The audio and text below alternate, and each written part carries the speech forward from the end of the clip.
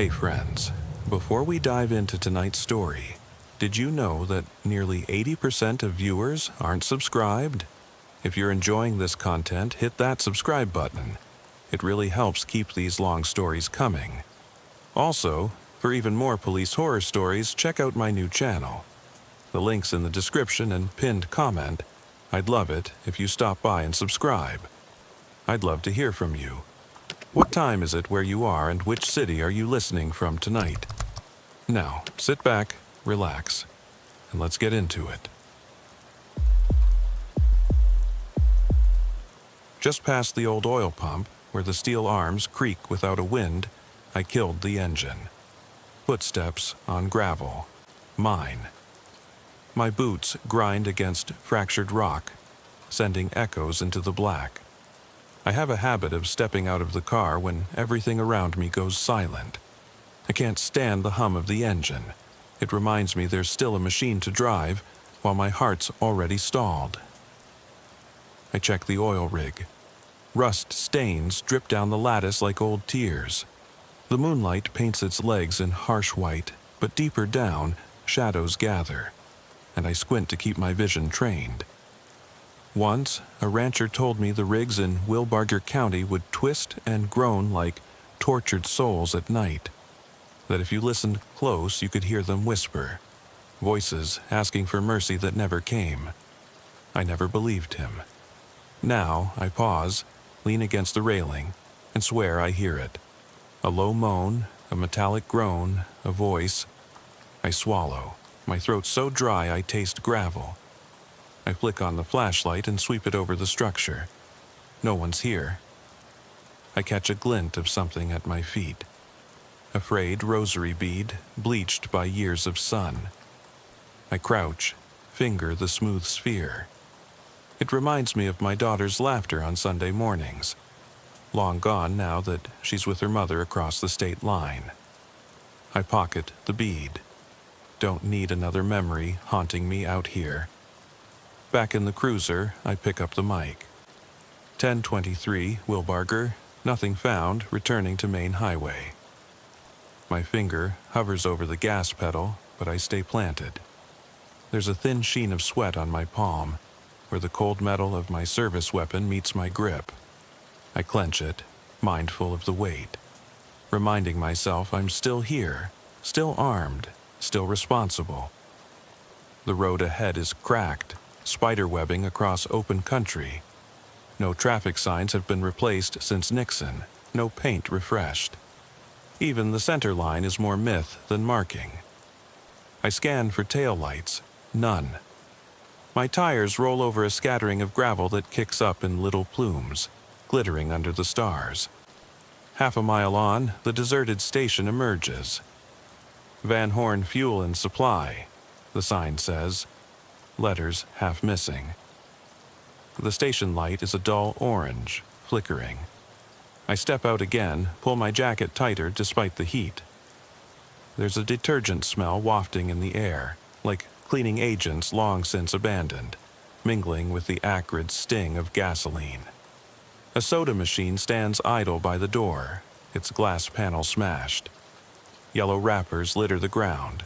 Gum? Candy? I don't know. Nothing moves but a tumbleweed caught in the breeze. Inside the station, the floor tiles are missing chunks, revealing the rough concrete beneath. My shoes clack against chipped ceramic. I click the flashlight beam over the counter. Cash registers stripped, drawers open. A mixtape sits half-eaten by mice. The stereo speakers above are empty shells. I think of last month's homicide off Route 287, when I found a half-buried tape cassette in a shallow grave. I still haven't listened to it. The plastic is stained brown, and the label reads, "Play Me." Sometimes I drive home with it on the passenger seat, hoping I'll find the courage to press play. I never do. Through the back door is a row of storage shelves. I follow my kick against a metal drum lying on its side, where green mold blooms in the seams. The air here is thick, like it's resisting movement. Static prickles across my skin. A CB transmission crackles alive, Anyone copy? Come in. The voice is distant, tinny, desperate. My hand hovers over the radio as I step closer. This is Deputy Holt, Lamb County. Go ahead. Silence, then a click and whisper. Don't trust the shadows. The line goes dead. Don't trust the shadows. I freeze. The words hang like a noose. My pulse hammers and I wipe sweat from my brow. Shadows pool in the corners. Every ragged cardboard box, every twisted wire, every drooping shelf leg metamorphoses into something alive, hungry. I shine the light at a crack in the ceiling. Maybe a bat, but nothing flutters. I breathe, slow, controlled. Training, years of it. Yet tonight, my stomach is a pit of vipers. I return to the cruiser and lock the door. The run-flat tires hum softly as I drive off. My chest heaves. CB crackles again, but I mute it, not ready for more ghosts. Up ahead, the highway slices north to Lamb County. If I keep my eyes straight, I can almost pretend I'm not alone. But when I glance at the rear view, the taillights of an unmarked vehicle shimmer, red dots hovering in the dark. I check the mirror again. Nothing. I slow down. Fear grips me. I tap the brakes lightly. The dots reappear, then vanish. My hand tightens on the wheel. The leather creaks beneath my fingers. By the time I reach the crossroads, I'm shaking. I kill the engine, roll down the window. The air rushes in, hot and silent. No engines, no animals, just the hum of cicadas and the whisper of wind in the mesquite. I step out, leave the door ajar. Dust billows between my boots. A gloaming glow on the horizon. City lights have post, civilization but miles away. The solitude presses in, suffocating, a blanket soaked in sweat and regret. I look down at the CB mic in my hand. The big silver switch feels heavy. I key it. 10-4, back at station. Nothing. No crackle, no acknowledgement. Strange, they'd usually say something. The night stretches behind me like an open wound. I can't shake the sense that I'm not alone, that someone, something, is watching. I climb back in, start the engine. As I pull away, I glance at the rearview mirror. A shape stands by the crossroads sign, tall, still, as if carved from darkness itself. I blink. Nothing. My vision clears and I see only the sign, Lamb County Arrow. The shape is gone. For a fleeting second, I imagine it moving, the head tipping, as if nodding. Then, the reflection fades. My heart pounds. I drive on. The radio crackles once more, faint. You can't run tonight. Static drowns out the rest. I snap off the radio and press my forehead against the steering wheel. I whisper to the empty cab, "Who are you?" No answer, but the engine's ticking cool down. I pull over again and step out. Can't trust the seat. My boots sink into loose gravel. I shine the flashlight toward the horizon. Just the road, stretching straight and merciless. I take a step, then another. The beam lances through the dark, revealing cracked asphalt and flash-fried tumbleweeds. I can almost see my breath, though the air is stifling. The beam catches something low. Footprints. Big, boot-shaped prints, wet and fresh, leading off the road into scrub. My chest tightens. I follow them, light sweeping over yucca and sagebrush. Each print is spaced with the deliberate gait of a human, but the depth like something heavier than flesh. Sweat beads on my brow. I glance back. No patrol car, no engine rumble. Only those prints urging me onward. I reach a clearing under a lone mesquite. The prints circle the tree, then vanish. My light flickers. The mesquite's twisted limbs cast claw shadows. I hear a click. My holster buckle. I freeze. The night holds its breath. Then a faint whisper. "You look tired." It sounds like me. My own voice, broken. I jerk the torch around. No one. My reflection in the cruiser's taillight lens stares back. glassy and hollow. Adrenaline surges. I spin and sprint back to the car. The gravel bites at my feet. I dive in, slamming the door. Start the engine, peel away. The headlights carve 2 white beams into the night. I don't dare look back. On the scanner. Unit 12 status? Static. I mute it again. My heart thunders. The roads blur. I grunt and press the pedal to the floor. The cruiser roars, tires howling. Behind me or ahead, I can't tell which, the red tail lights flash once, twice, then vanish for good. I exhale a ragged laugh, more horror than relief. My chest aches. I grip the wheel, knuckles white. My voice cracks as I key the mic. 10-6, need a break. Dispatch, copy. The night stretches on, and I wonder if I'll ever make it back to the station. I step out and the gravel bites into my boots. The night wind winds through the mesquite, carrying the scent of creosote and dust. My flashlight slices a cone of white out into the black, finding only empty fields and shifting shadows. There's a stillness here that feels deliberate, like the world is holding its breath, waiting. I slip my hand inside my jacket and grip the cold metal of my badge. It rattles softly against the holster. I breathe in, slow and measured, forcing my brain to calm the tremor in my chest. 10 years on this beat taught me how to master the tremor, control it, own it. But tonight it's slipping through my training. I squat at the edge of the asphalt where the print trail began. The indentations are clear in the dust, deep, purposeful. 7 long strides from the road, the prints stop at a crack in the earth. I shine the beam along the fissure. It widens here, decades of sun and heat splitting the clay. I can't see the bottom. The crack yawns like a wound. I stand and pace a circle around it, listening for anything. Creak, rustle, a telltale shift. Nothing.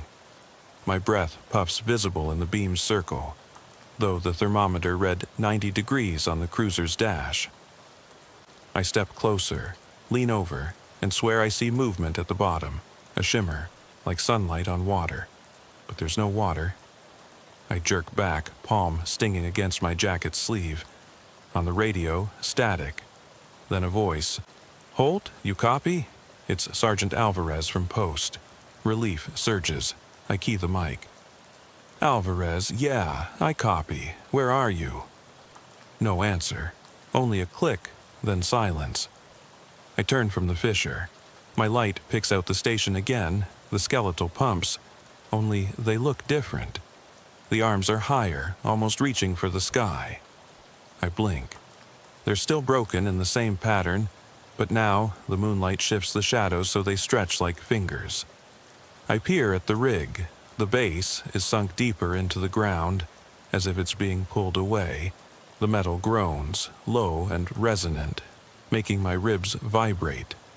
My hand flies to the holster. I draw my pistol in one practiced motion and shine the beam along the barrel. It catches a bead of something dark near the muzzle, dried mud or oil. I exhale, focus. Not an omen, just grit. I follow the barrel's line upwards, expecting the arm to be still, but it trembles inhumanly. I react before I think, yell, "Hey, show yourself." My voice cracks. Silence. Then the beam flickers, and out of nowhere the rig's arm lunges towards me, swinging with impossible speed. I stumble back, drop the flashlight. It spins on the gravel, casting strobing circles on the steel. I dive for it, thumb the switch, and fire a burst into the darkness. The shot cracks like thunder. Rock chips explode at the rig's base. I curse, heart pounding. The beam stabilizes and I scan frantically. No target, only empty air. I stand, chest heaving, and yell, "Come on!"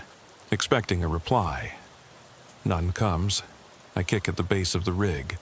It stands motionless. I kick harder. The star falls, and far off, I think I hear a soft chuckle. Dry, contemptuous, and too low for human lungs. I stumble back, grab my flashlight, and race to the cruiser. The door slams behind me. I lock it. Fingers fumbling, I hook the weapon back in the holster. My badge clinks. I lean forward, start the engine. The dashboard lights bloom, reflecting in my eyes. I flash the headlights on the rig. White light spills across the structure, and I see it clearly for the first time. Smeared handprints along the metal, black as tar. No human could leave prints that spread and distort like that. Skin and shadow fused. I drive off, leaving the rig behind, but a stain of dread creeps through me. The road is empty. Every mile marker passes in silence. I don't dare check the mirror. Instead, my eyes stay on the cracked yellow lines. Each one looks broken, like my bones. My radio crackles. "Status, Holt?" I mutter, "I'm returning," and kill the mic. No one needs to know. I reach the crossroads where Route 287 meets County Road 214. The sign glows pale under the light. Flickering. I stop. Cut the engine. Step out again, drawn by the growing dread. The print trail resumes here, each step stamped into the asphalt, pointed west where the darkness deepens. I feel their weight beneath my boots. Blade-sharp anxiety floods me. I crouch and press my palm into the dust. Cool, gritty. The prints feel fresh, minutes old. I shine the light down the western path. The beam sifts through the black, picking out a single figure at the curve's edge. A man in silhouette, wide-brimmed hat tipped low, shoulders broad. He stands motionless. I stand, light trembling in my hand. "Who are you?" I bark. No answer. Then a low hum, like distant vehicle engines revving, but no roads there. The figure remains still. Slowly, he raises an arm, pointing. I shift the beam to the direction indicated. Another oil rig, one I haven't seen before, appears between the dunes. It glows with an unearthly sheen under the starlight. My grip tightens. "Don't trust the shadows." The voice comes back through the CB, dying mid-word. A relic of fear embedded in my mind. The figure's hat lifts, revealing a face pale as moonlight. No eyes, only hollows. Empty. I stagger back. The light drops. My flashlight flickers off. I'm swallowed by black. My breath hammers. I fumble for the switch. Hard in my throat, I click it back on. The figure is gone. My boots skid on the gravel.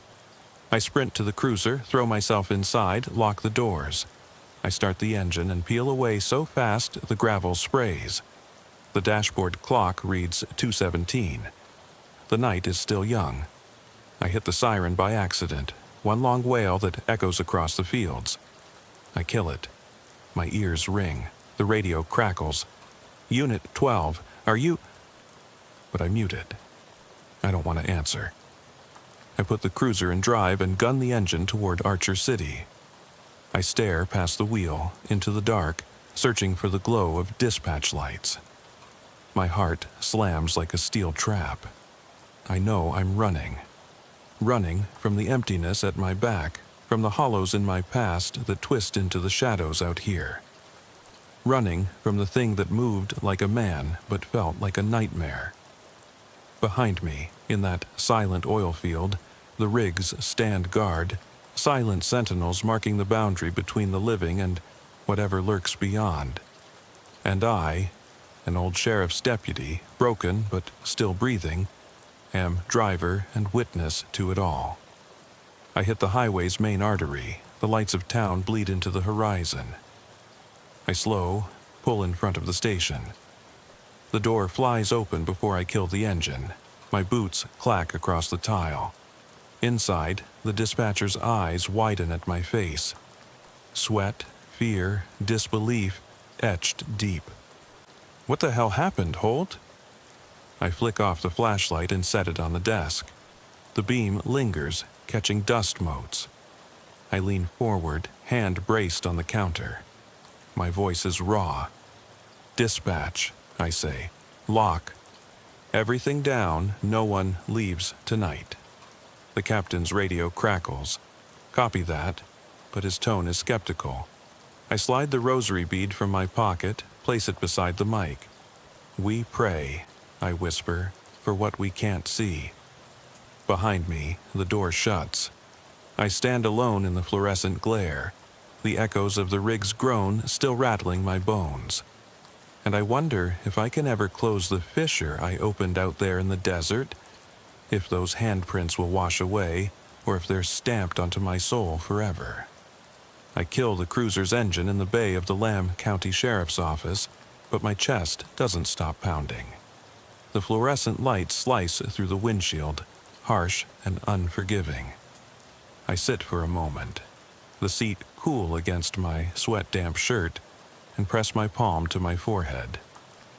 My radio is silent. No dispatcher checking in, no backup dispatched on my panic call. Just the echo of my breath and the distant hum of the town's night machinery.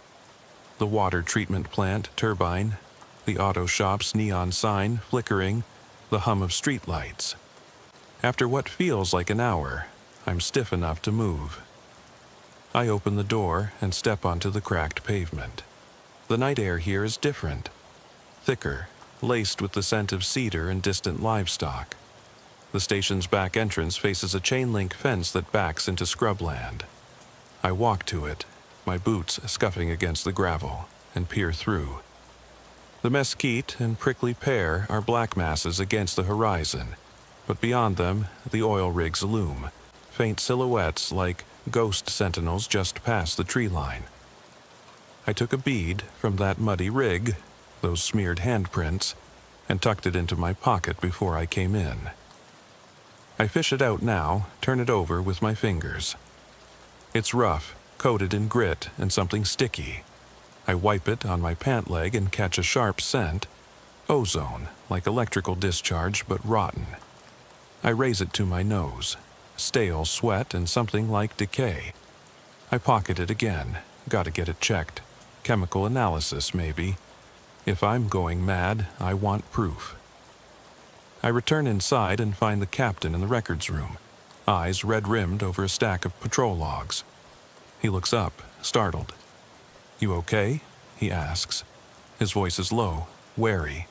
The desk lamp casts half his face in shadow. I shake my head. No. I lean against the doorframe. I saw him again. He closes the ledger. Who? The silhouette, the one at the crossroads. My voice is flat, but my hands tremble. No eyes, pointed me toward a rig, whispered through the CB, told me not to trust the shadows. He presses his lips together, then nods once. Let's get you off duty. You need rest. No. I shove off the frame. I'm not stopping until I know what I'm dealing with. I stare at him. You want to believe it's a hallucination? Fine. But I'll be damned if it kills someone because I buried it in report. He sighs, rubs his temples. All right, but I'm issuing you a partner. Deputy Ruiz will ride with you from now on. You're not in this alone. I nod. I don't want company, but I have no choice. I return to my cruiser and find Ruiz waiting by door. She stands straight-backed, arms crossed, expression unreadable. She's been on the Carthage beat for 2 years. Steady, no nonsense. "Morning, Deputy Holt," she says. Her tone is polite but firm. "Rain check," I mutter and toss her the extra shotgun from the rack. "Take that?" She catches it, surprised, but straps it across her chest. "You saw something out there." I grip the rosary bead in my pocket. Something might be nothing, but maybe it's everything. Dawn bleeds pale and pink across the scrubland as we roll west on County Road 214. I keep the patrol light off. The world belongs to me and to the shadows that still cling to the earth. Ruiz scans relentlessly, eyes darting between the horizon and her phone's GPS, as if mapping a different reality. I glance over at her, Her face is calm, professional. I wonder if she already knows the stories of rigs that groan at night, of missing children's laughter in the wind, of deputies who never make it back. We stop at the crossroads. The asphalt is stained where my footprints lingered hours ago. I step out again, Ruiz behind me, shotgun ready. I push my flashlight beam into the darkness toward the mesquite line. The horizon is empty. No silhouette, no whisper. Just the rig ghosting at the edge of sight. I sweep the beam over the cracked pavement and find fresh prints. 2 sets. Mine and another set, shaped deeper, wider, like someone larger than me. I kneel, run a gloved finger through the dust. The prints vanish after 10 feet, end abruptly at the desert edge. I stand and rub my neck. Ruiz shines her light over the ground. "Nothing," she says. "Not nothing," I say. "Something." My voice trembles. Someone was here, walking beside me, watching. She frowns. "You want to open up about last night?" The question hits like a bullet. I swallow, glance at the rig at the tree line. It's still. But in the dawn haze, the metal seems softer, like flesh. I grit my teeth. There's no time for therapy. We need to find out who or what left those prints. Ruiz reaches into her jacket and pulls out a handheld GPS and a small drone controller. I brought a drone, thermal, ranges about a mile. We can scan the scrub for recent heat signatures. Relief and annoyance war inside me. Relief that she believes enough to bring equipment. Annoyance that I need her to do the looking. But I nod. Do it. She powers up the drone. It rises, humming like an angry hornet, and angles toward the flats. On the monitor, drifting too slowly, a patchwork of browns and grays bursts to life. The rig silhouette becomes a bright heat spot surrounded by cooler ground. She pans south, north, west, past the rigs, past the fence. At the horizon, a new heat source flickers, then moves, a faint trail of warm footprints. I lean in, zoom. Ruiz adjusts the feed. A figure emerges. Tall, wide shoulders, hat. It's standing 10 feet from another rig. Her voice is flat. There's someone out there. My heart stutters. Let's go. We drive down the embankment to where the drone marked the figure. The rig's rusted legs tower overhead. My flashlight picks out smeared prints on the metal again, like before, but larger. 2 pairs, side by side. I glance at Ruiz. Her face is ghost white. I crouch and shine the light upward, tracing the prints. They vanish where the rig's platform begins. I look up and spot a hatch at mid-height. The metal ladder is rotten in places, but someone could climb it. I point. Up there. Ruiz murmurs, "Holy," and boots the pickup into drive, racing to the ladder's base. She unclips her shotgun and aims it. "Deputy Holt, are you nuts?" I crouch and peer through the hatch's opening, flashlight extended. Inside is darkness so absolute it swallows the beam. I can't see the bottom, but I hear something, a faint rasp like cloth dragged across metal.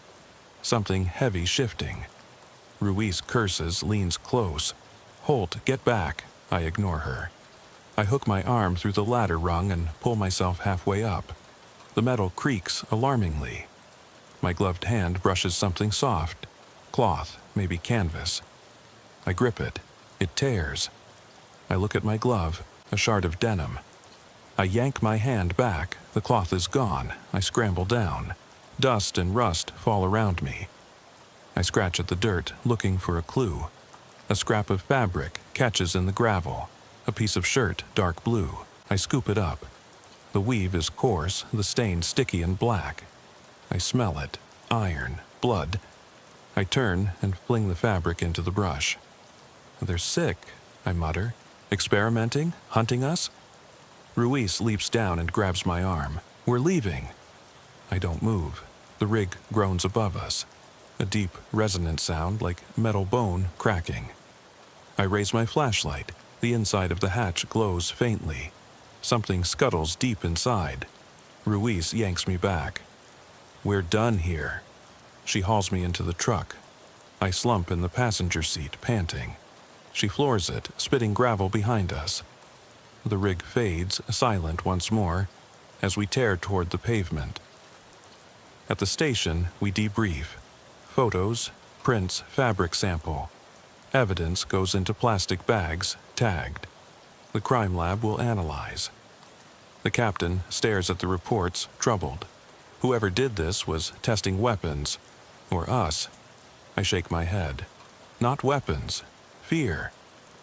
In the following days, Ruiz and I chase down calls. Ghost lights at abandoned farmhouses, missing livestock near rigs. CB chatter with distorted voices, pleading for help. Each is a fragment. Prints that vanish. Whispers on open channels. Glimmers of movement at field edges. We map incidents across Wilbarger and Lamb County, drawing lines that form a jagged trail. Whoever, or whatever it is, moves fast, always just beyond reach. Night after night I ride with Ruiz. The desert becomes a maze of half-remembered shadows, of rigs that twitch like muscle, of distant voices that echo my own fears. I can't tell where I end and the dark begins. My dreams are full of boots walking alone, cassette tapes turning, and the shapeless man pointing from the rig's edge. Then, one evening, dispatch calls. Domestic disturbance on 109. A farmhouse west of Archer City. I pull in behind Ruiz. The porch light is on. The front door stands ajar. We approach. The beam crosses a threshold. Family photos on a table. A toddler's shoes by the couch. A rocking chair swinging slowly. No wind. Ruiz covers me with the shotgun. I whisper, "Be ready." Inside, the living room is empty, but for a circle of boot prints leading from the doorway, through the house, disappearing into the dark beyond. The prints are large, deeper than my own. I step in, careful. The chair swings again. No creak of wood, just motion. I follow the prints to the hallway. The toddler's bedroom door is closed. I push it open. The crib is empty. The toys on the floor are arranged in a spiral. Wooden blocks stacked and toppled in concentric rings. The walls are scrawled with charcoal. "I see you." My pulse rockets. Ruiz yanks me back as the door slams. We both spin but see nothing. Then the crib mattress rises, slowly, impossibly, until the sheet dips and folds. A shape emerges, dark, shifting, like smoke. It leaps free, slides down the hallway, and bursts through the back wall into the yard. We run outside, flashlights swinging. The yard is empty, the screen door torn off its hinges. In the dirt, fresh prints vanish into the field. Beyond, rigs stand silent sentinel. The night wind carries a distant laugh. A child's giggle that stretches into a scream. Ruiz and I lock eyes, no words needed.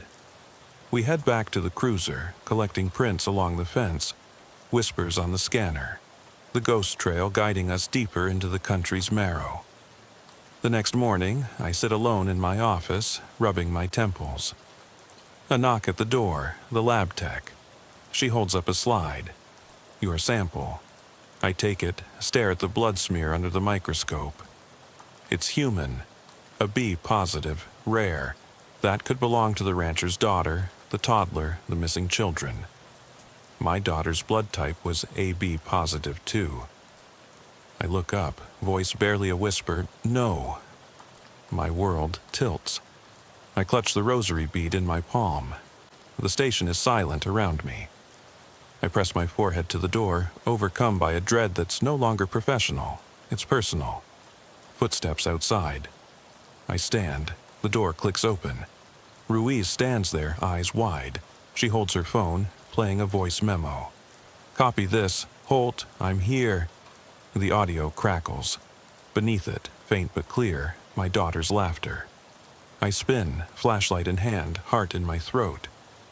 The corridor is empty. The beam falls on the badge on my desk. Then the bead, then the smear slide. A whisper brushes my ear. Don't trust the shadows. I'm still buzzing from last night's shift, but my feet are already on County Road 214 before I have fully woken. Dawn's arms are pulling open the sky, and the rigs on the horizon look like silent giants, their silhouettes etched in bruised purple. Deputy Ruiz is in the passenger seat, quiet. Her shotgun rests across the dash. Neither of us speaks as we roll toward the old Harper farmhouse on the south side of Archer City. The Harper place sits back from the road, half hidden by mesquite. The wind has kicked up, carrying tumbleweed and dry dust. The front door hangs open on one hinge, swaying like a pendulum. I kill the engine. My hand hovers on the door handle before I place it gently. The wood groans, far too loud, and I push it the rest of the way. A rush of stale, hot air greets me, laced with sour milk and something coppery. Inside, the floorboards are worn narrow by generations of footsteps. Each creak under my boots echoes through empty rooms. I flick on the flashlight, and it cuts a tunnel of light through floating moats. The living room is empty except for antique furniture and an old phonograph in the corner, its horn lopsided. I step around a bent rocker, following faded floral carpet to the kitchen. Rusted spoons hang crooked on a rack. A kettle sits on the stove, dry, caked with dust, but one burner is smashed. Ruiz sweeps her light behind me. They left in a hurry, she murmurs, stepping over a shattered plate. I nod, my throat tight. Blood smears around a coffee mug stained black. I shine my beam on a pattern of muddy boot prints tracing from the back door to the living room. Only one set, mine from last night. I crouch, touch the edge of a print, cool and hard. Dried mud, not fresh. A cold prickle zips from my spine. I stand and head toward the hallway. A child's drawing is taped to the wall, crayon scribbles of stick figures under a blazing sun. One figure is missing arms. A red smear streaks the paper. I feel bile rise. I tear my eyes away and continue down the hall. The doors are shut. I reach the first one, bedroom labeled Emily. The knob is warm. I catch that in my periphery. Warm. Someone was here minutes ago.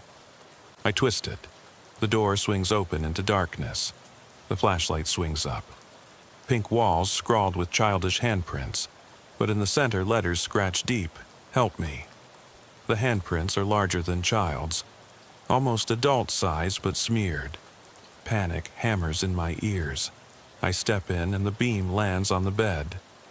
The mattress is folded at the foot, sheets tangled. I lean forward, breathing hard. There's a faint rustle. Something moves beneath the covers. Don't, I whisper, thumb on the holster. I flip the covers back in one motion. The frame is empty. No one's there. Only the mattress imprint. A shallow depression, like someone sat and then vanished. My reflection stares back from the window, hollow-eyed, sweat-slick. I close the door slowly. Behind me, a soft thump. I spin. The door creaks. I swear it wasn't like that a second ago. My heel catches a wire on the floor, and I stumble. Ruiz's light cuts to my face. Holt! She sees the drawing in my hand. It's ripped from the wall. What is that? She demands. Emily, I say. She's gone. I hold up the picture. The handprint near the sun. Smudged. The lines thick with something dark. I touch it. Not mud this time. It's sticky like congealed blood. We race back to the living room. I grab the radio. Dispatch, this is Holt. Missing persons at Harper Farmhouse. Possible abduction. Send air unit. Nothing but static. I slam the mic down, no response. Clifton Aeromedical lifted off hours ago. No one's left in the sky. Ruiz grabs my arm. Search the well, she says. The front yard slopes to a fenced well. I follow reluctantly. The well is covered by a rusted grate, chained. The chain is cut, links scattered. I kneel, shine the light down the shaft. Only darkness. No rope, no bucket. My stomach roils. I lean in. The beam picks up something clinging 10 feet down. A small white shoe, sole facing me. I twist the grate aside. Rust flakes in my glove. I lower the flashlight head first, heart hammering. The beam glints on the shoe, barn dirt caked along the seams. I nod to Ruiz. She ties a rope to a post and lowers a throw bag. It swishes into the black. Minutes pass. I hear her call. Got it, she hauls. The rope jerks. Up it comes a towel, soaked, sticky, tied in knots too small for a child to make. I undo a knot. It's soaked in brown streaks. I pull at it. Something shifts inside. My glove brushes fabric. I yank it open. Inside is the doll. Porcelain face cracked, eyes gouged. Its tiny body is wrapped in that same cloth. It's empty. No stuffing, no hair. A single button is sewn into the chest. A tarnished badge with no number. I hold it up. The metal glints. A badge from Lamb County, but months old, not issued to me. I pocket it, numb. I blink. The well shaft behind me is silent. I look down again. The beam lands on a new print on the dirt floor. Enormous, boot-shaped, toe pointing inward, toward me. I stifle a scream. Ruiz tightens her grip on the shotgun. We stare at the print, then at each other. No, I whisper, it can't. But the print is there, too large to be mine, too deliberate. It vanishes where the beam doesn't hit, like the footprint stops at the edge of the light. I shine wider. The print remains intact, its outline precise. I stand. Get back, I say, voice shaking. Ruiz steps away. I pull my service weapon, aim at the shaft. I squeeze the trigger. The shot reverberates off stone, shattering silence. Rock chips rain down. The shaft rumbles. I don't wait. I sprint away, hauling Ruiz with me. We scramble into the cruiser. I start the engine and peel out, wheels screeching. The road's a blur. The doll's button burns my palm. I toss it into my cup holder. Behind us, the Harper farmhouse recedes, its windows dark and empty. The rigs beyond stand mute witness. Wind whips dust into spirals that chase the cruiser. On the scanner, a voice emerges. 10-4, unit en route. I mute it. I stare forward, chest tight, adrenaline coursing. Emily's drawn, flutters on the passenger seat. I grab it, fold it into my jacket. Somewhere out there, between the rigs and the shadows, someone holds a little girl's fear like a prize, and they're using our own nightmares as bait. I flick on the headlights and speed toward Archer City. The sun is up now, but out here the light only carves the darkness into more edges. The map in my mind redraws itself. Rigs, crossroads, Harper farmhouse, and every ghost trail in between. I know where I must look next, but before I do, I have to admit it out loud. I'm not afraid of the dark, I whisper, hands tight on the wheel. I'm afraid of what hides in the light. I ease the cruiser onto County Road 214 before sunrise fully breaks, the wheel a lifeline trembling beneath my grip. Dawn's light slashes the horizon, staining the rigs in bruised violet and rusty gold. I press the CB mic to my lips. Dispatch. Holt, ETA a few minutes. No response. The static of silence scratches at my patience. Deputy Ruiz leans forward, eyes on the windshield, scanning for anything that moves in the half-light. Her shotgun rests across her lap like a cold promise. We crest a small rise where the ground flattens into scrubland. The Harper farmhouse shrinks behind us. Somewhere between the rigs and the old schoolhouse turned community center, Emily Harper's laughter lingers, echoing like a memory I can't shake. I clamp my jaw. This hunt feels personal now, every shadow a betrayal. Half a mile ahead, a battered sign reads Gregson's Mercantile, with half its letters missing. I kill the engine in front of the empty lot. We exit the cruiser silently. Gravel grinds beneath our boots. The morning air tastes of ozone and old oil. I shine the flashlight across the storefront windows, cracked and grimy, reflecting the rigs behind me like watchful eyes. A single door hangs off its hinge. She's never been here, I murmur, but someone left a message. I raise my beam to the faded wood. Scratched into the frame, large letters, "Help stop him." The word "him" is underlined twice. Ruin's flashlight sweeps down to a pool of dark liquid seeping from the threshold, congealed, black-brown, and glistening.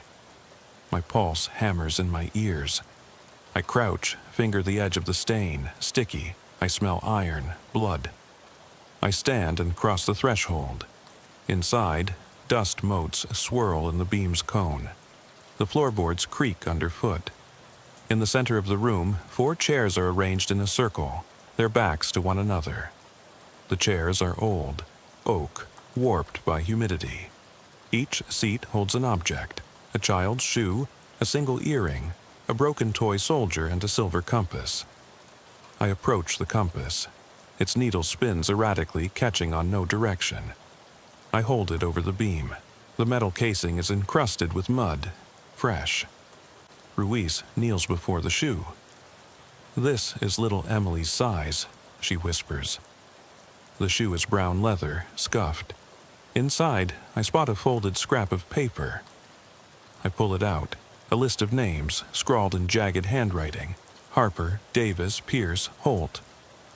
My name stabs my heart.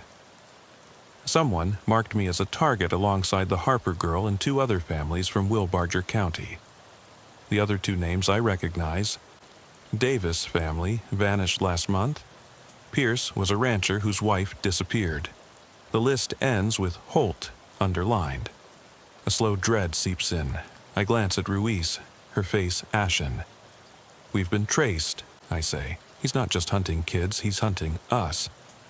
Footsteps crack the silence outside. We spin. The front window rattles. I sweep the beam out. Nothing. Then soft tapping, slow, against the glass. Tap, tap, tap. I edge toward the window. The tapping stops. Ruin's shotgun clamps tighter. I press my palm to the glass. It's cold. Outside, footprints press the gravel in a half circle. 2 deep boot prints stopping short of the wall. No sign of a person. I back away, breathe shallow. Every fiber screams to run, but I can't leave those families in danger. I push past Ruiz toward the back exit. The boards are splintered. I force them aside with a kick. Metal snaps. We spill into the dirt alley behind the Mercantile. Faint tire tracks veer toward an access road leading to the rigs. We follow. The drone is already in my pocket. I activate it. It hums up, camera whirring. I watch on the monitor as it climbs above the rigs. The image resolves to a panorama. Rigs, scrubland, the Mercantile. Then, at the far edge of the feed, I see a glimmer, white against the dust. Zoom. It's a figure kneeling beside a small body at the base of a rig. The body is covered in a quilt, still. A small hand protrudes. The figure stands, tall hat tipped low. The drone feed shudders. The figure turns, faces the camera. No face, just darkness. The drone camera glitches, static bursts, then cuts. I fling the controller aside. He's moving kids between rigs. We have to stop him now. Ruiz shakes her head. We're outgunned. I slam my fist into the truck door. Not tonight. We bring them home. We race down the sandy track toward the rig. The ground trembles under our tires like a warning. We round the base of the structure. The shadowed hatch gapes at us. I kill the lights. We slip out, boots silent on the earth. I shine my beam at the ladder. The hatch is closed. I check my pistol, round in the chamber. I lean close to the steel and whisper, "Too slow." Then I kick the hatch. It bursts inward. I fall through onto a grated platform. The air is musty. I pull Ruiz through behind me. Above us, a faint whine. Rotor blades from another drone sweeping inside. My teeth clench. He's guarding the space. I sweep the light around. Cables snake along the walls, ending in cloth sacks and harnesses, each marked with a name tag. I scan them. Pierce, Davis, Harper. My heart freezes when I see Holt scratched on a yellowed tag. Ruiz gasps. I kick at a sack. It rips. A small bound hand falls free. I catch it reflexively. It goes limp in my fist. I look up at the ceiling. A rail system runs above, like an industrial gallows. Hooks dangle. Beneath, a platform holds a single figure lying face down. Blue quilt, blonde hair spilling free. Emily. Rage floods me. I leap for the rail hooks, hauling myself upward. My boots scrape sparks off metal. I unhook the harness holding Emily in place. Her breathing is shallow but alive. I hear clicking behind me. I spin, gun raised. The tall figure steps into the beam, coat muddy, visage blank. It raises its hand. I fire. The shots tear through the metal walls, ricochet off beams. The figure staggers, but I keep firing. Sparks fly where bullets meet metal. Ruiz runs to Emily, cutting straps. I rack the slide of my pistol, empty. I toss the weapon aside, barehanded. The figure lunges, I tackle it. We crash onto the grated floor. He fixes me with a glare of pure void. I shove him. He sails backward into a console, wires sparking. A fuel pipe ruptures. The hiss of gas fills the air. Ruiz shouts, "Holt! Explosive!" She hauls Emily to her feet. I scramble up, dragging this whole, unmoving figure. I shove it through the open hatch. It falls into the abyss, screams, swallowed by steel. I slam the hatch shut, bolt it. We race back down the ladder. Ruiz cradling Emily, tears in her eyes. At the bottom, she hands Emily to me. The girl's eyes flutter open, blue and burning with fear. I wrap her in my jacket, whisper, "You're safe." Behind us, the rig trembles. I sprint to the cruiser, blast the ignition. Sparks erupt from the rig. Flames lick the metal structure. We peel out as it explodes in a roar that shudders the earth. We don't stop until we reach the Harper house. I carry Emily inside. Ruptured sunflowers hang in a vase untouched. Her mother stumbles in, shrieks, and collapses. I kneel, hold Emily tight.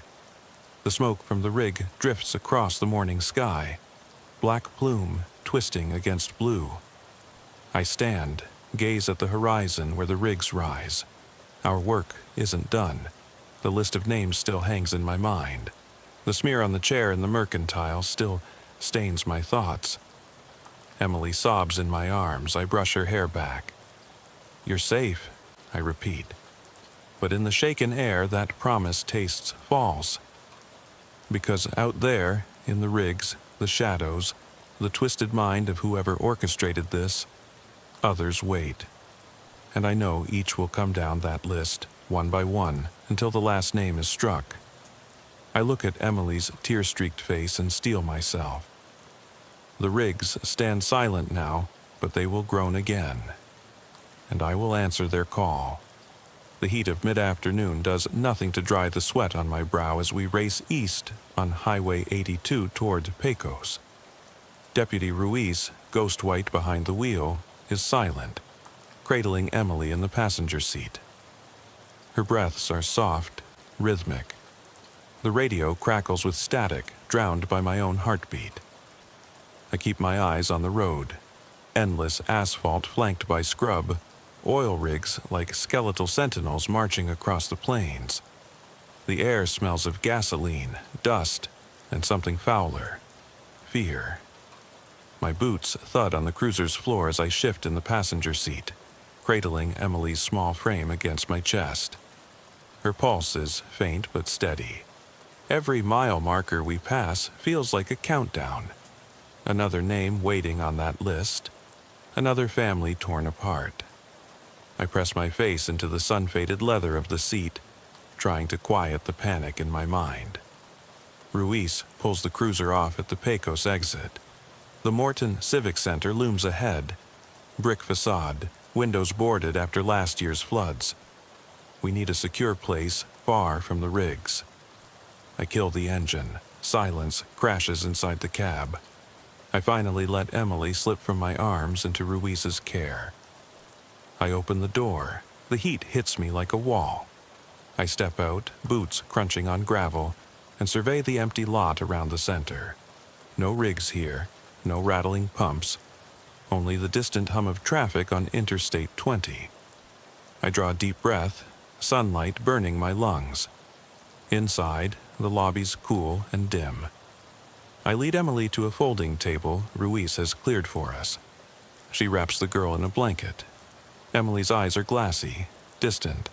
I crouch to her level. "You're gonna be okay," I murmur. She blinks once, then tightens her grip on my shirt.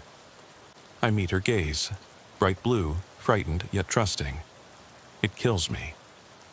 Ruiz rifles through her kit and pulls out an evidence bag. "Hold this," she says, handing Emily her radio mic. Emily clutches it like a toy. The wires tangle around her fingers. She smiles briefly, the first sign of life. My chest loosens just enough to blink back tears.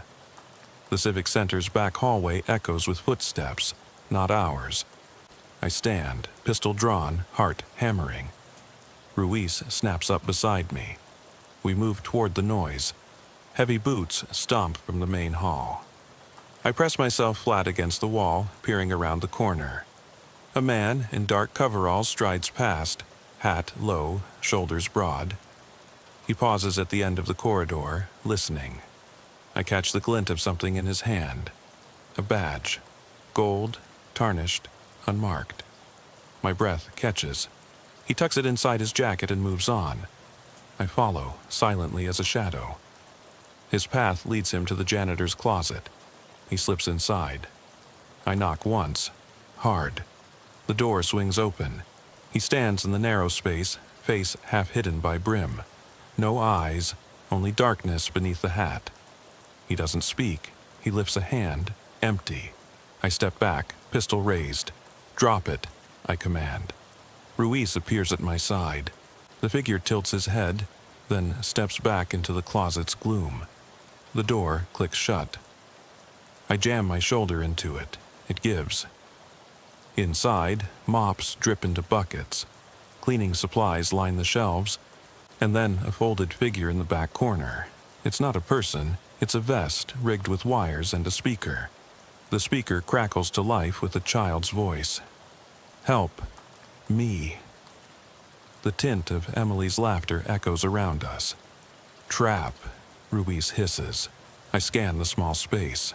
On the wall, scribbled in black marker, "Holt, I found your weakness."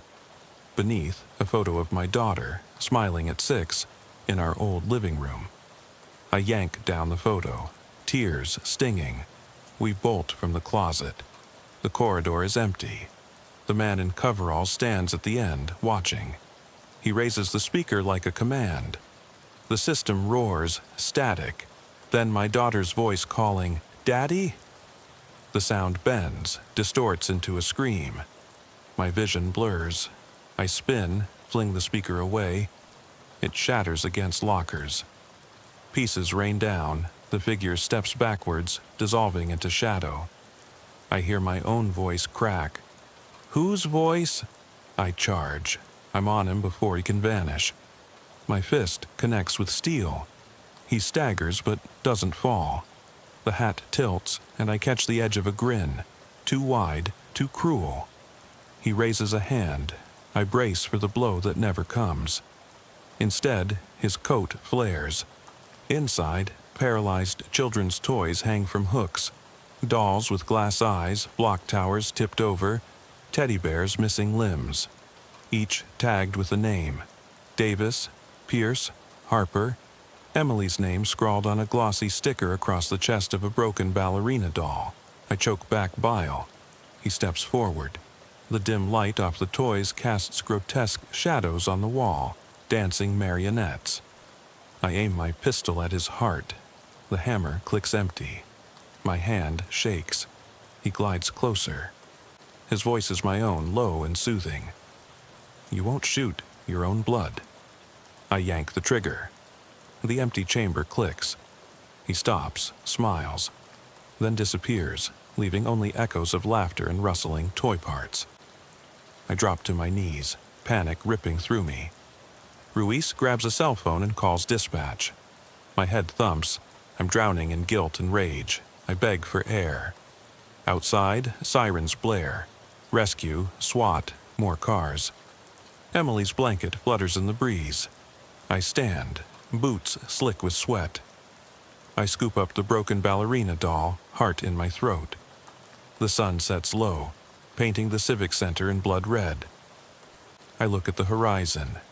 Oil rigs stand silent, awaiting the dark. I hold the doll to my chest, whisper to its cracked face, I promise, I'll save them all. I shut off the engine and we stand in the dying red glare of the Civic Center's emergency lights. Emily's eyes, dark and wary, lock on mine. I force a reassuring nod, even as my insides twist. Behind us, the flood of deputies, medics, and SWAT teams fan out, their radios buzzing like cicadas in the still heat. I clutch the broken ballerina doll to my chest, its one remaining arm motionless, as though frozen mid-dance. Ruiz steps forward, her voice low. Captain wants a sit-down. Now. I look at Emily. She tugs my sleeve, small fingers brushing my badge. I kneel and press the doll into her hands. Keep her close, I murmur.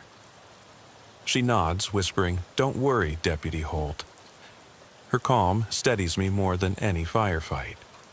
I rise and walk toward the command post, a makeshift tent under yellow floodlights. Outside, a tactical map is spread on a folding table.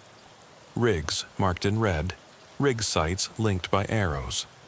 One last site near the Picus River bend glows ominously. Coordinates matching the Pierce Ranch.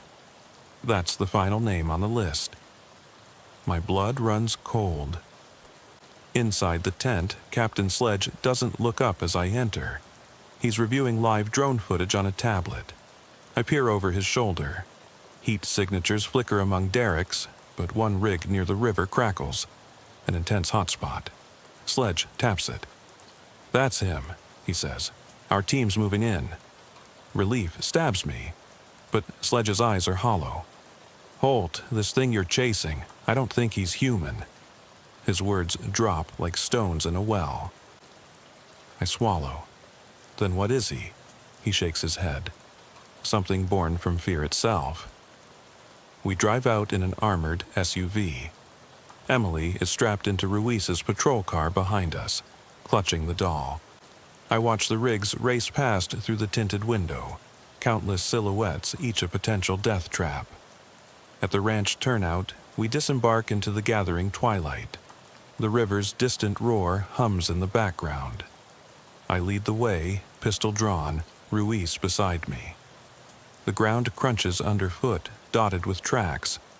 Some ours, some larger, older. Ahead, the final rig stands alone against the broad sky. Its metal arms reach upward like twisted fingers. The hatch is closed. No scorch marks, no shattered glass. I glance at Sledge, who nods. I kick the hatch. It swings inward silently. No groan. I step through. The platform above is empty. The interior still smells of oil and dust, but there's something sweeter beneath it, an undercurrent of rot. I sweep my flashlight along the rail hooks. Empty. I step deeper, the grate thudding beneath my boots. The air shifts. It's cooler here, almost damp. I hear it first as a breath. Slow, deliberate. from somewhere above. I raise my light. At the ladder, a dark smear trails up the rungs. I climb, pulse thrumming. At the top, the hatch opens onto a narrow catwalk. I squint at the far side. The corpse of a man, Pierce, slumped against the rig's leg, one arm limp, the other clutching a tangle of wires. His face is gone, skin peeled back like pages. I gag. Then movement. A figure steps into the beam, same broad shoulders, hat tipped, coat stained black. But now he trembles, like wind through reeds. His form flickers. His voice, when he speaks, is a chorus of every call I ever answered. 10-8. 10-8. The words loop, distorting. My holster feels heavy. I draw my pistol. The figure raises its hand, and the barrel of my own gun presses against my temple from behind. I freeze. I turn. Nobody's there, but the barrel is ice cold. A whisper. I am your fear. The catwalk creaks. The rig's lights flicker. I spin the beam downward. Reflected in a pool of oil is my own face. Eyes wide, mouth open in terror. The whisper winds around me. You cannot save them. The corpse of Pierce slumps forward, sliding off the platform with a metallic clatter I hear even over pounding blood in my ears. I stumble back, crashing into the hatch. It latches shut. I wrench it open again, but the catwalk is empty. Outside, the lights of the SUV glow. I leap out, breath ragged, pistol trained on the rig. Nothing moves. I scan the ground. A single set of footprints leads away, crossing the riverbed toward the flooded plains, then fading into the rising dark. Ruiz's voice crackles in my headset. Holt, you okay? My vision swims. I kneel, pressing the rig's cold metal as though I could anchor myself. It's over, I whisper, but I know it's not. I vault into the SUV. Emily huddles in the back, doll in hand. She looks at me with solemn eyes and says, Daddy? My throat tightens. I swallow. Yeah, I rasp. I'm here. We drive away in silence. Behind us, the rig stands still against the void, its arms outstretched, waiting. The river reflects the dawn's blood-washed sky, and I realize I didn't chase a man. I chased the darkness inside me. Now, with the final name crossed off, there's nothing left but echoes, and the whisper that stays. I am your fear. My knuckles are white on the wheel, and in the mirror I see a shape in the back seat, taller than Emily, leaning forward. But when I look again, there's only me and a broken doll. The dawn breaks over the scorched earth, but the shadows linger, and I know they always will. The SUV's tires kick up dust as we tear away from the Pierce rig, engines and sirens swallowed by the desert's yawning hush. Emily slumps in her seat, clutching the broken ballerina doll with both hands. Her wide eyes track me through the rearview mirror. I keep my jaw locked, focusing on the cracked asphalt unfurling ahead. Each mile a heartbeat, and I'm running on nothing but adrenaline and dread. We cross the Pecos River Bridge in near silence. The water glints amber beneath the sunrise, deceptively calm. Downriver, rigs stand half-submerged in scrubland pools, spectral watchers. I flick the radio to life. All units, suspect appears to be dissolving into the landscape. Proceed with extreme caution. Static burbles out. The dispatcher's words claw at my mind. Dissolving into the landscape. He's never been a man. Ruiz glances back at Emily, then at me. I nod once. She guns the engine onto County Road 201, wheels spinning loose gravel. We leave the rigs behind, far behind, but their memory lingers in the rising heat haze, twisting the horizon like smoke. I press my palm against the worn dashboard. My skin still burns from the metal of that rig. I swallow, tasting copper and dust. I glance at Emily. You okay? She stares at the doll's cracked arm. "He wanted me," she whispers. My chest tightens. I want to tell her it's over, but truth tastes like ash. Instead, I touch her shoulder. "You're safe now." We pull into the Cahill Ranch Road turnout. The sun strikes hard, baking the earth. A chopper from DPS circles overhead, rotors chopping the air. The SUV rattles as we park. I step out, adrenaline finally draining, leaving my knees weak. I draw a deep breath of ozone and exhaust. Emily climbs out slowly, arm linked through mine. Ruiz takes the doll and places it gently in the center console. "We'll get you home safe," she tells Emily, voice firm. Emily nods, pressing her face against my leg. I wrap an arm around her shoulders. Captain Sledge strides up, hat in hand, face grim. "The labs confirmed Pierce's blood on that badge. Your badge from that rig." He pauses. "Blood that isn't human." My gut twists. I swallow. I know. Sledge glances toward the rigs shimmering at the horizon. The rigs are quiet now. No activity, no heat signatures, but reports from Wilbarger and Lamb suggest a lull only, a precursor. He meets my gaze. There's always another sunset. I nod. Each word cements in my chest. Then we'll be ready. Behind us, the chopper banks west, dispersing dust. Emily lifts her head, shading her eyes. "Can we go home, Daddy?" Her voice trembles. I straighten, brush dust from my jeans. "Yeah, let's go home." We climb back into the SUV. I slide into the driver's seat and catch my reflection in the rearview mirror. Hollow eyes, unshaven stubble, uniform stained with grime. I trace a finger over my badge. It gleams defiantly. I press the ignition. The engine roars, drowning out the cicada's dirge. As we pull onto the highway, I look once more at the rigs retreating into the morning haze. The shadow man they birthed may have vanished, but the darkness he carried remains, etched into every scarred piece of metal, every broken home, every child's tear-streaked face. I grip the wheel and whisper, "We finish the hunt, but the war goes on." Emily leans against me, breathing steadier. Ruiz drives in rear, vigil as ever. I guide us toward home, Lamb County Station, where a life once waiting for me now exists beyond these nightmares. I cannot promise the shadows won't follow, but I will stand between them and the innocent. The road rolls open like a promise and a warning.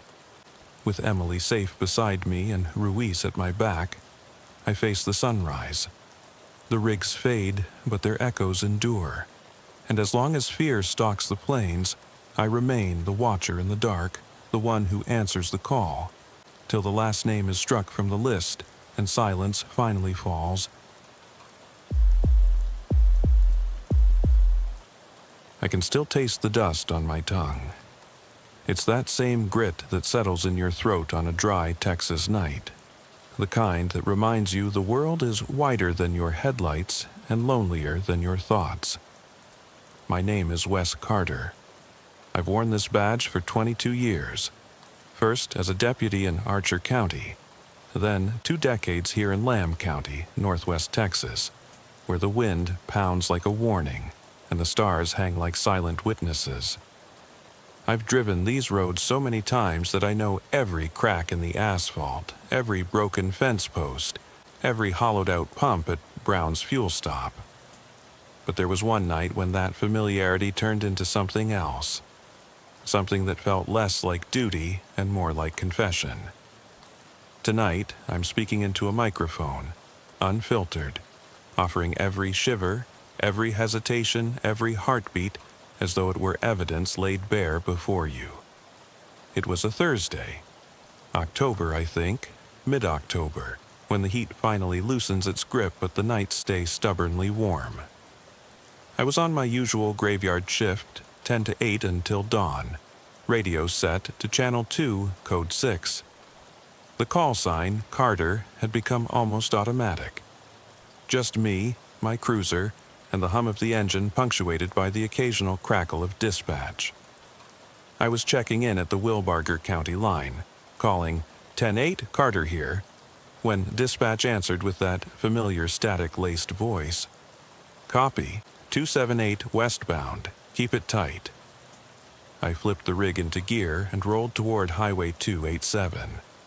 The moon was a sliver, too thin to cast any real light, just enough to paint the outline of a moth drifting across my windshield. The CB hissed again, need backup west of 287. My left hand tightened on the wheel. Every deputy learns early to respect that phrase. It means something's not right. Could be a stranded motorist, could be a domestic in progress, but at that hour it usually meant trouble. 15 minutes later, I pulled up to Brown's fuel stop. Its neon sign flickered once, then buzzed into darkness. I parked on the cracked pavement, the cruiser's tires crunching gravel and aged asphalt. I left the engine idling, long enough for the dash lights to glow amber, showing me the battered gas pumps, the dusty shelves behind the glass doors, and the rusted chain-link fence that framed the perimeter. No one was coming here unless they were lost or looking for something other than gas. I stepped out, radio clipped to my uniform. The collar of my shirt itched with sweat. The heat this late in the year still clung to your clothes like a second skin. My boots crunched on gravel, and I could hear that distinct snap of limestone fragments shifting underfoot. I circled the pumps, peering into the shadows. The store's interior light was out, but a faint glow from the rear exit illuminated the broken glass. No footprints led to the door, just wind-blown dust and something newer. A set of narrow prints, a single path from the fence to the pumps, then fading into nothing. Dispatch, this is Carter. I'm on scene at Brown's. No one in sight. I'm checking the perimeter. My voice sounded distant, even to me. No response, just static. I tapped the microphone and tried again. Dispatch? Still nothing. The CB wasn't responding. In all my years, I'd never had total radio silence, especially not here, where the next precinct was 40 miles down a straight two-lane. I whispered to myself, "Great. Carter, you're on your own." I moved toward the fence, noticing how the slats were bent inward. Someone had squeezed through recently. I ran my glove along the cold metal, counting bent links, noting a strip of fresh mud on the bottom rail, like bare skin had pressed through. There were no clues beyond that. No footprints, no blood, no tire tracks. Just that half-finished trail and the open desert night. I holstered my weapon and clicked on my flashlight. The beam skated across the fence, revealing mesquite trees in the distance, their spines catching the light like jagged teeth. The wind kicked up, setting the wind chimes on the fence post to a slow, mournful ring. I froze. That sound, metal on metal, was a lullaby of unease. I've heard worse, but it never gets any less raw. A sudden snap of a twig made me whip the beam toward a rusted propane tank. Nothing moved. My pulse throbbed in my ears. I forced myself to step forward, each foot a declaration. "I'm here. Show yourself." I reached the propane tank. The beam caught something. A torn piece of denim snagged on a bolt. I knelt and tugged at it. It came free slowly, revealing the bluish threads of a shirt. Maybe a young man's. I could almost hear a voice in my head. "Deputy, we need help." But the emptiness answered nothing. I bagged the denim and stood, only to realize I'd drawn more than the wind's attention. Off to my left, past the shadow of the canopy, something gleamed under my light. A scratch of metal. I crouched and inspected. The edge of a sheriff's badge, face down in the dirt. Not mine, but the type issued 2 decades ago. Mine bears the current seal. Whoever dropped this had carried an old badge, That meant someone with history here. Either a former deputy or, God help me, someone impersonating one. I called out, "Show yourself." Lamb County Sheriff's Office. The emptiness mocked me. The chimes slowed, as if the wind itself tired of the game. 10 to 6, I said into the mic. I signaled imaginary backup, anticipating silence. But then the CB crackled. "Carter?" Relief and dread collided. I pressed the button. "Dispatch!" Then the voice. "Carter, shut it off. Get back to the cruiser." I hesitated. "Why?" "No questions now." I looked at the old badge on the ground. I looked at the darkened station behind me. I knew 3 things. 1, someone had been here. 2, they'd worn a badge to get this far. 3, my supervisors had just told me to back down. My hand hovered on the radio mic. Normally, I'd comply, chain of command, protocols, all that. But something in me snapped. All those years of chasing drunks off county roads, of scaring off trespassers, of making peace with the wind. That night, I realized I was chasing more than ghosts. I clicked off the radio and took a step back, then another. The wind roared in my ears. My flashlight trembled. My badge felt heavy against my chest. I took a breath and turned away, but not before whispering to the empty night, "All right. You win. For now." I walked back to the cruiser, heart hammering, mind racing with questions I couldn't answer. I climbed inside, locked the doors, and sat with the engine off. The wind chimes outside the broken window rattled, just out of sight. I reached for the old denim in my pocket, ran my thumb over the threads, and felt a memory I couldn't place. A child's laughter? A lost apprentice? I don't know. I cast one last look at the station through the windshield before switching the rig back on and driving away. My radio clicked on automatically then. 10:23, Carter. Home safe? 10:23, I answered, voice steady but low. Clear. As the station's lights receded in my rearview mirror, I realized I'd done something I'd never done before. Disobeyed an order, not openly but silently. I carried 2 tokens in my pocket, an old badge and a scrap of denim, evidence hidden from everyone I knew. That night I crossed a line, and once you cross it, there's no going back. I drove on, but I wasn't alone. The weight of what I'd found, and what I'd chosen to keep secret, settled over me like a second skin, thicker and colder than any night wind. And I understood then that some truths are drawn out by dust and darkness, revealed not in courtrooms but in the quietest confessions of a tired deputy's soul. When I finally pulled away from Brown's fuel stop, the road ahead was a ribbon of darkness. The cruiser's headlights carved 2 pale tracks through the night, each line a promise that somewhere beyond the next bend the world would end, and begin again. My heart was a lead weight in my chest, and every bump in the pavement felt like a reminder that I'd stepped off the straight path the last deputy should ever take. I switched off the CB, leaving it to its crackle of dead air. No more orders, no more copy, just me and the endless horizon. I pointed the car north toward Archer City. The open plains on either side were empty, save for the skeletal remains of mesquite trees and the occasional gutted barn.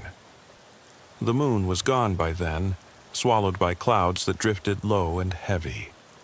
Lightning flickered on the horizon, making the world beyond my grill points glow briefly cold white, as if some distant hunter was scanning for prey. I felt the weight of those eyes, distant and unseen, and I gritted my teeth against the urge to slam on the brakes. My mind replayed the old badge and the denim scrap over and over, like a scratched record. Who was the man who'd left them behind? A fired deputy? A homeless vet? A criminal using the emblem to lure someone into trust? I thought back to the stories. The farmer who swore his lights flickered at night, the hitchhiker who vanished on 287, only his guitar left behind. Everyone in town had their ghost story. Hell, I had a stack of them in my inbox. Pranks, hoaxes, old tragedies. But that night felt different. It was too real. The siren light on my dash pulsed red against the windshield as I punched the brake to a stop at the sign for Archer City. I killed the engine. The sudden silence was almost worse than any wind chime. I stepped out, the cabin light casting my shadow across the asphalt. I reached for my flashlight again, the cheap hobby store kind that rattled, but I left it in the console. Instead, I risked the dark. I walked toward the sign. Archer City.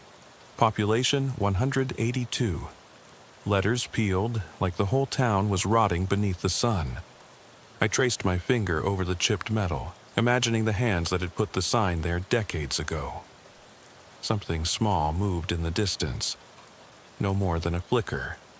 I froze. Breath caught. The CB crackled inside the cruiser, but no one spoke. That silence spoke volumes. I whispered to myself, "Carter, this is stupid. Go home." That's when I heard a low humming, like an electric motor buried under the earth. I snapped my head around, but the desert behind me was flat as a tombstone. The humming grew, vibrated through my boots, through my bones. My hand went to my sidearm, even though I knew it wouldn't help against whatever lurked in the dark. Then, as quick as the lightning flicker, the humming stopped. The world held its breath. I held mine longer. That's when the tinny scrape came, metal on metal, like the barrel of a revolver dragging across rock. It was close, too close. I whipped my flashlight out of the console, its beam jagged as it caught only air. I clicked it on, swinging the light toward the sign. There, in the dust at its base, the impression of a badge, my old badge, pressed into the gravel. I knelt and pressed my fingers into the impression. Fresh. Not more than minutes old. I scrambled back, stumbling over the cracked pavement. Fingers trembling, I fumbled for my phone and hit record on the voice memo. October 22nd, 3:15 a.m. Wes Carter, Lamb County. Something's out here, moving the old badge marking the sign. My voice was thick with something. Fear, awe, something I'd never felt on duty before. I stopped recording and tucked the phone away. I took a deep breath. This wasn't a prank. It wasn't a lone drifter or a drunk. It was deliberate and patient. I looked north again, toward the clouded horizon. A faint glow pulsed, just beyond the hills, deeper in the plains. Blue-white, like a cop car's light, but steadier. No rotation, no flash of amber.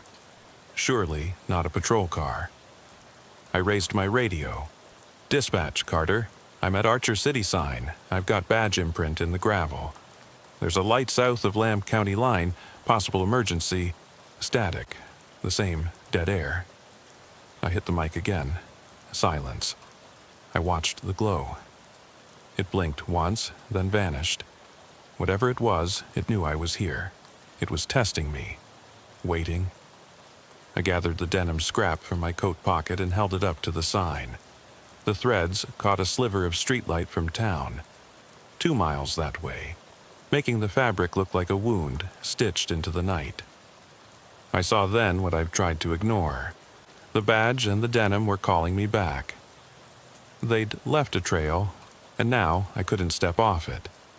No matter how many times I told myself to go home, something deeper compelled me forward. I climbed back into the cruiser and locked the doors. Engine turned over. The moment of warmth returned. I flicked the headlights on and off, testing the world's reaction. Nothing changed. So I drove on, toward the pulsing glow that faded behind me, but stayed on my mind like a question without an answer. The road out of Archer City was more like a ribbon of gravel than pavement, and the tires of my cruiser threw up shards of rock that skidded off into the darkness.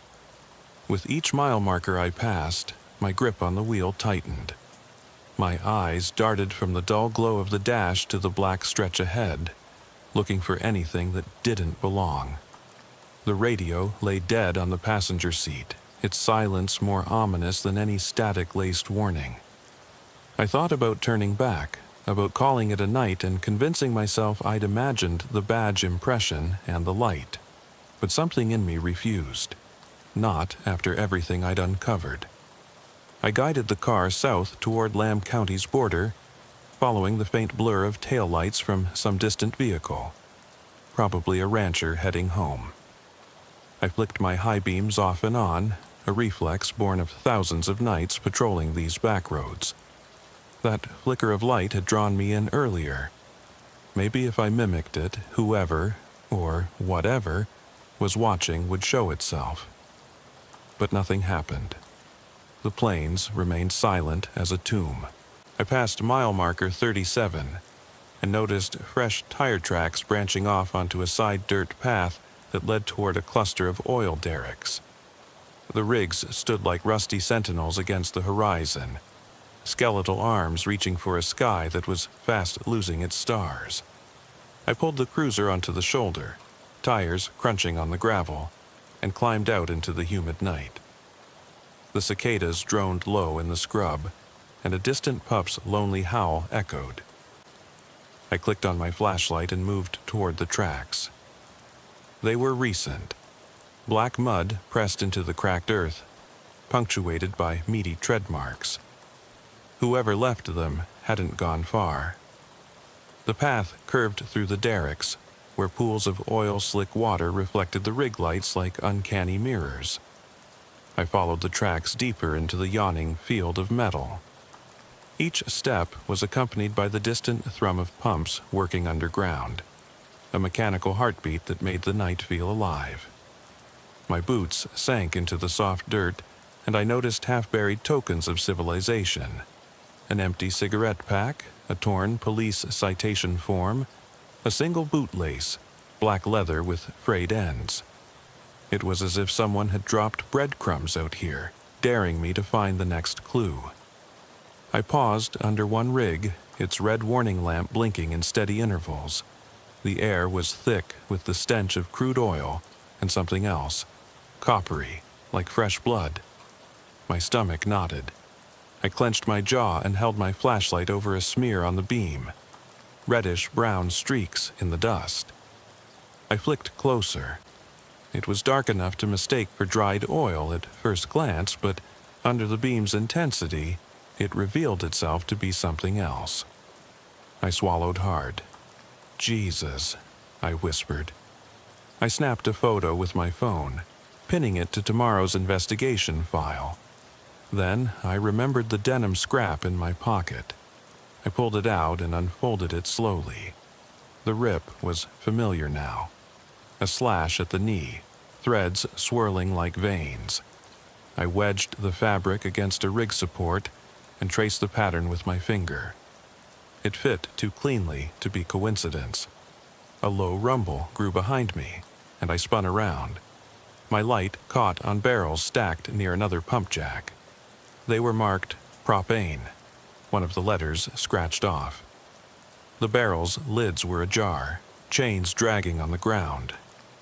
Then I heard it, a faint scraping, as if metal were being dragged through dirt.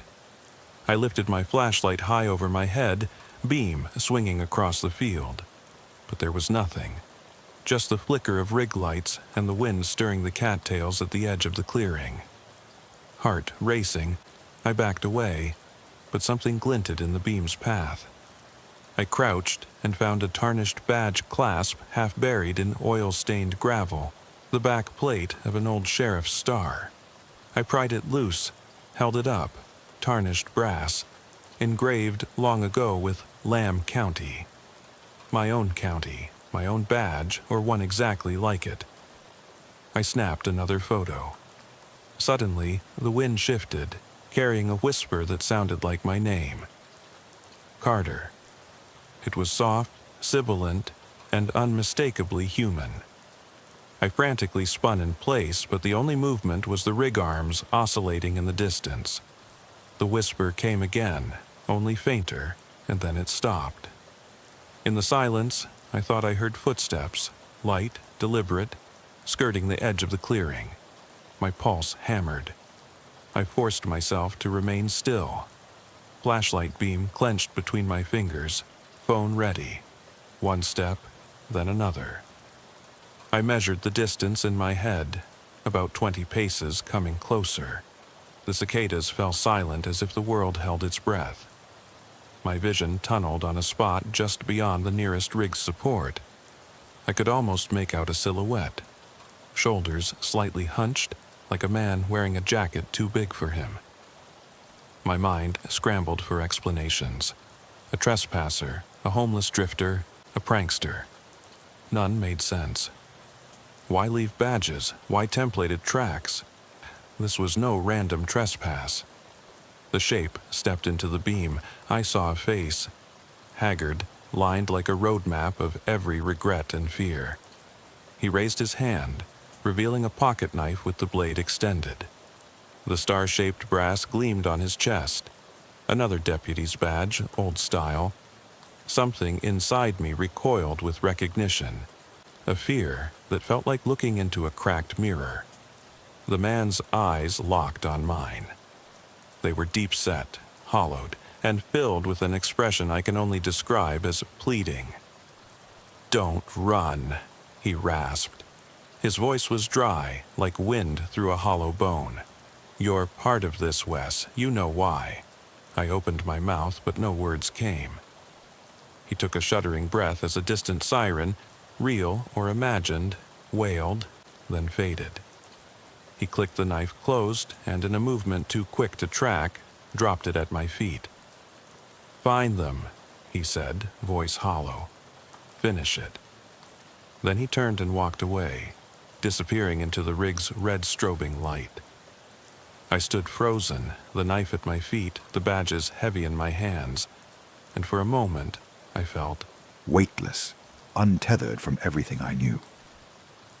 My head spun with questions. Who was he? What did he mean by finish it? And most urgently, where was I supposed to go next? My phone vibrated in my pocket. A text from dispatch. "Carter, status." I stared at the message, thumb hovering over the screen. I wanted to tell them everything.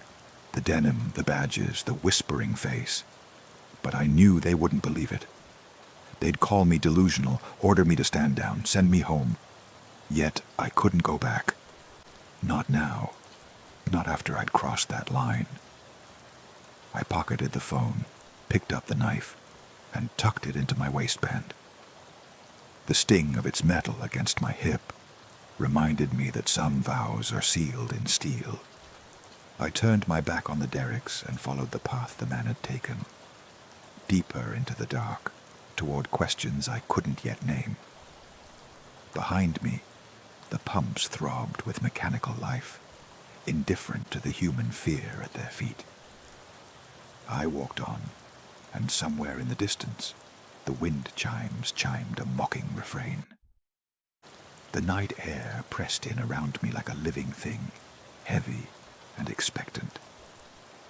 My footsteps in the oil-field dirt were the only sound beyond the distant drone of the pumps and the hollow creak of metal straining under unseen gears. Every breath smelled of crude and rust, and each inhale tasted like regret. I kept moving forward, deeper into the field, past the last derelict derrick, following nothing but instinct and the faint imprint of a path I couldn't fully see.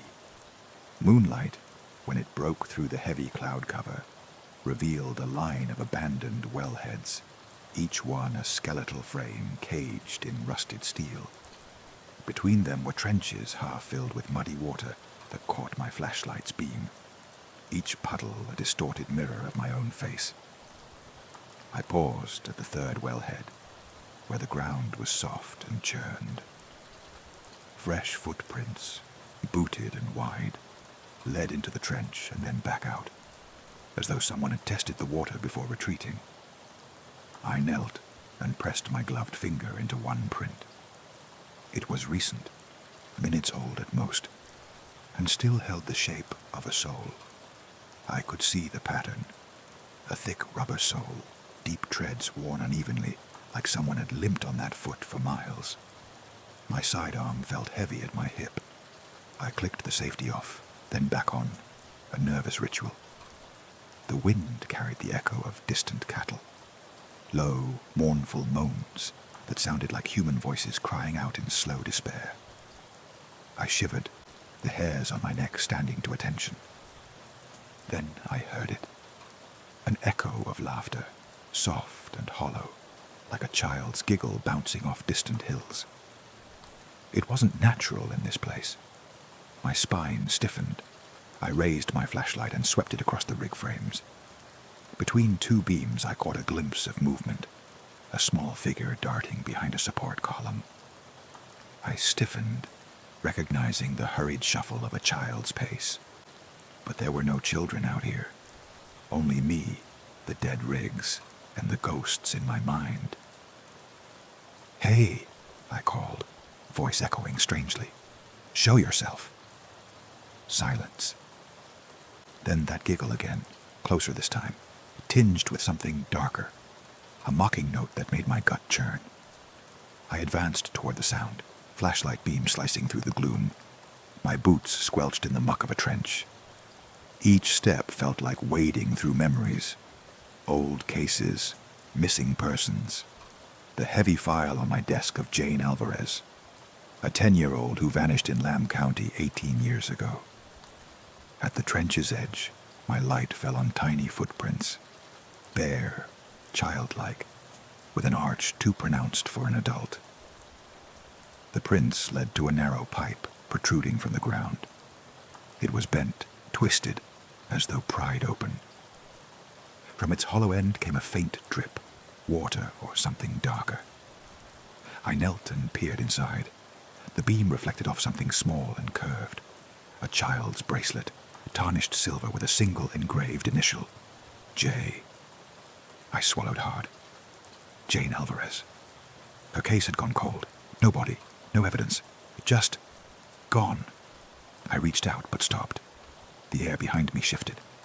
I turned slowly. There, at the edge of my light, stood a woman, a slim silhouette in a denim jacket, hair white blonde in the one glow.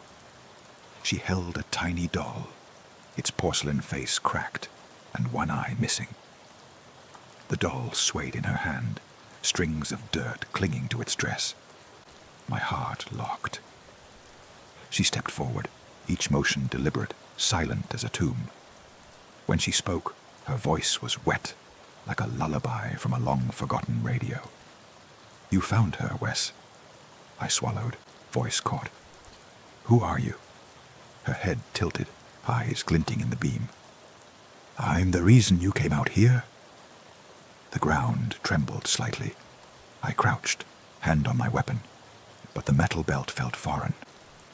"Jane Alvarez," I whispered, dread sliding down my spine. "You're—" She shook her head, and the doll bobbed. Number I was the one who watched. I was the one who left the clues.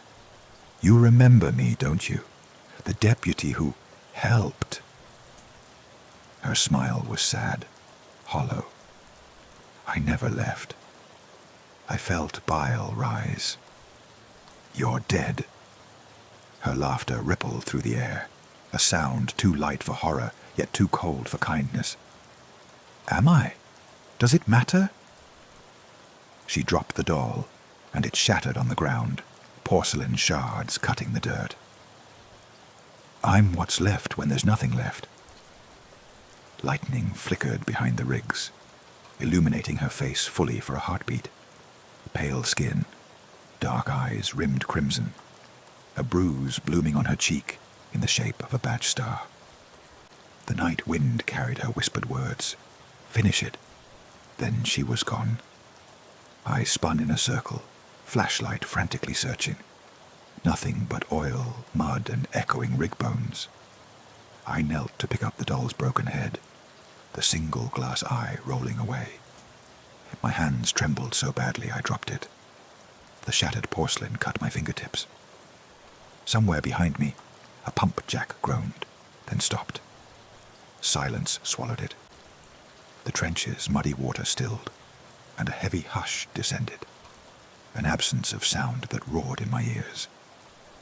I stood, bleeding slightly, and realized how far I'd wandered. The rigs seemed endless, a maze with no exit. My cruiser was a distant glow on the horizon, its headlights still on, unmoving. My radio crackled at last. "Carter? Carter, report!" I pressed the mic, but no words came. How could I explain this? A ghost child, a haunted deputy, a confession made flesh. I pressed the button again, voice hoarse. "Dispatch, I need assistance. Suspect, unarmed but dangerous. Location, oil field, 3 miles south of Archer City." Dispatch answered with code and questions, but I barely heard. My eyes tracked the empty field.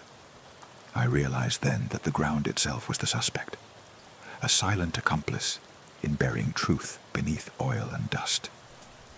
The ghostly figure, child or memory, had drawn me here to this moment. I pressed the radio off. The silence returned, absolute, suffocating. My flashlight flickered once, then went dark. I patted my pockets, phone, knife, denim scrap, old badge clasp, all the tokens of a nightmare I could never leave behind. I took a deep breath, tasted the oil and regret, and forced my legs to move, one foot in front of the other, toward the lights of my cruiser. Each step was an admission. I would not run. I would not hide. I would carry this story out into the world, even if no one believed what I saw. As I reached the edge of the trench, I paused. The wind began again, whistling through the rig arms like a choir of broken stars. I closed my eyes and listened. Beneath the wind's lament, I thought I heard the faintest sound of a child laughing, and then crying. I opened my eyes. The field was empty. The bracelet lay at my feet, its initial J glinting in the moonlight. I picked it up, slipped it into my pocket, and kept walking. The sky had begun to shift, pale gray edges bleeding into the horizon as the first hints of dawn touched the Texas plains. But beneath that faint light, the oil field remained a cavern of dread, the skeletal rigs casting elongated shadows that clung to me like specters. My boots hit the dusty track in a hollow rhythm, each step reminding me how far I'd gone, how deep I'd waded into this nightmare. The cruiser's headlights winked at me from the distance, both a beacon of safety and a reminder of the world I was leaving behind, a world of procedures and chain of command that no longer applied. I paused at the edge of the field, gathering my thoughts while the wind chased across the plains, stirring the oil-slick water into tiny waves that lapped the mud. Each ripple carried the memory of that child's laughter, that hollow lullaby. And I realized I hadn't truly processed what I'd seen. A ghost, or mind-breaking hallucination, beckoning me to finish something I had never understood from the start. I checked my pockets. The bracelet, cold and silver. The denim scrap, stiff with oil. The tarnished badge clasp, the cracked doll eye. The pocket knife snug at my hip. These tokens felt like bullets in my chest, proof that reality had been fractured into pieces that didn't fit. I turned toward my cruiser and started walking, the horizon growing lighter by the second. As I drew near, I remembered other cases, unsolved vanishings, old reports gathering dust in file cabinets. I'd filed them away, closed them with impersonal memos, family notified. No leads. Those files now seemed like lies, each one a brick in a wall that kept truth buried. I climbed inside the cab, slammed the door, and locked it with a decisive click. The latch resonated like a verdict. I sat in the driver's seat, helmet of light above my head, and exhaled slowly. I powered on the rig and let the engine purr. The cab warmed as I tuned the radio, twice, thrice, until dispatch barked back. "Carter, you okay?" I pressed the mic. "I'm fine. Code 4-." They paused. "You sound different. Just cold." I cut the radio. I didn't want to explain. Not now. I backed away from the field and onto the highway, headlights carving through the twilight. My mind reeled with questions. Who was she? The ghost with Jane's face? Or was she Jane herself, twisted by years underground? And what did finish it truly mean? Resolve the case, find her body, or something darker, an act of atonement that I couldn't yet name? I reached the county line and radioed in. Carter leaving oil field, returning to HQ. "Copy that," dispatch replied. "What's your status?" "Routine." I worked the wheel into a turn. "I'll be 10 to 8 in 10. They didn't press further. Somehow, I shrugged away their concerns. I drove past flat fields tinged gold by dawn, farmhouses waking to rooster calls, and finally into the dim glow of Lamb County's lone strip of lights. I passed a lone jackrabbit, its ears erect, and almost swerved. Instead, I slowed, watching it bound into the brush. I envied its freedom. No badges, no secrets, no dead girl's laughter echoing in its ears. At the station, the parking lot lights buzzed on as deputies arrived for the morning shift. I switched off the cruiser, leaned back, and stared at the cracked windshield, searching for myself in the reflection. I saw a man older than he felt, the dark crescents under his eyes, the slump of his shoulders weighed by years he hadn't yet named. I grabbed the steering wheel and closed my eyes. 2 hours later, I reported to the lieutenant's office, denim scrap and bracelet in evidence bags. He looked at me, uncomprehending. "Found these where again?" "Oil field south of Archer City." He frowned, fingers tapping the desk. "No one called it in. You go on your own?" "Yeah," I maintained eye contact. "Something was wrong." He leaned back, sighing. "You stretched your jurisdiction, man. I know. Next time, bring backup. Call me." I nodded. He expected me to file a report, follow the protocol, but protocols had failed before. I walked to my desk in the bullpen. Stacks of case files, fingerprint kits, boxes of confiscated guns. I dropped my coat on the hook and sat. My radio buzzed, an address for a bar fight. Routine, mundane, normal. I silenced it. For once, normal was the enemy. I opened my laptop and pulled up the cold case files. Jane Alvarez, missing since May 2007. Carlos Gutierrez, missing August 1999. 2 teenage boys who vanished near Wilbarger 5 years ago. I lined up their photos on the screen, smiling faces frozen in time, each tagged status open. I clicked print. Pages began to spurt from the printer like desperate pleas. I gathered them, heart pounding. I taped the printouts to the wall beside my desk, beneath the glow of a lone bulb. Together, they formed a gallery of ghosts. I stared at the wall, tracing each face with my gaze. Then I took the old badge from its bag, held it against my chest. The metal felt cold and heavy, a weight I'd chosen to bear. I placed it on the desk and tapped it with 2 fingers. A heartbeat. I imagined that woman's face, Jane or not, smiling that sad smile as she whispered, "Finish it." What did she mean? I ran my hand over her bracelet's initial, J. I flipped through the file labeled Alvarez Jane, looking at nondescript entries. Last seen, walking home, no witnesses, no leads. Underneath were notes about an anonymous tip, nothing credible. I scribbled a note on a sticky, "Call tipster." I placed it on the file. The room felt too small now, charged with energy. I opened another file. Crespin, Michael, missing August 99. Old photos showed two boys, Michael and Luis, riding bikes on dusty roads, laughing. Their file slumped beneath a photograph of the Alvarez girl. I pinned them side by side. The years didn't line up, but the patterns did. Isolated roadways, silent fields, unexplained footprints, and always the investigators closing the cases with a shrug.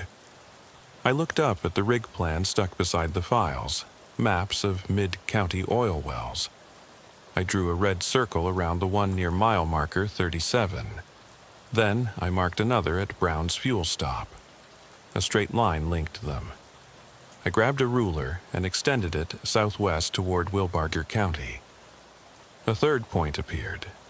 An old farmhouse long abandoned, rumored to be a hideout during Prohibition. I circled that too. 3 points. 3 scenes of horror I'd only begun to witness. A triangle across the plains of my jurisdiction.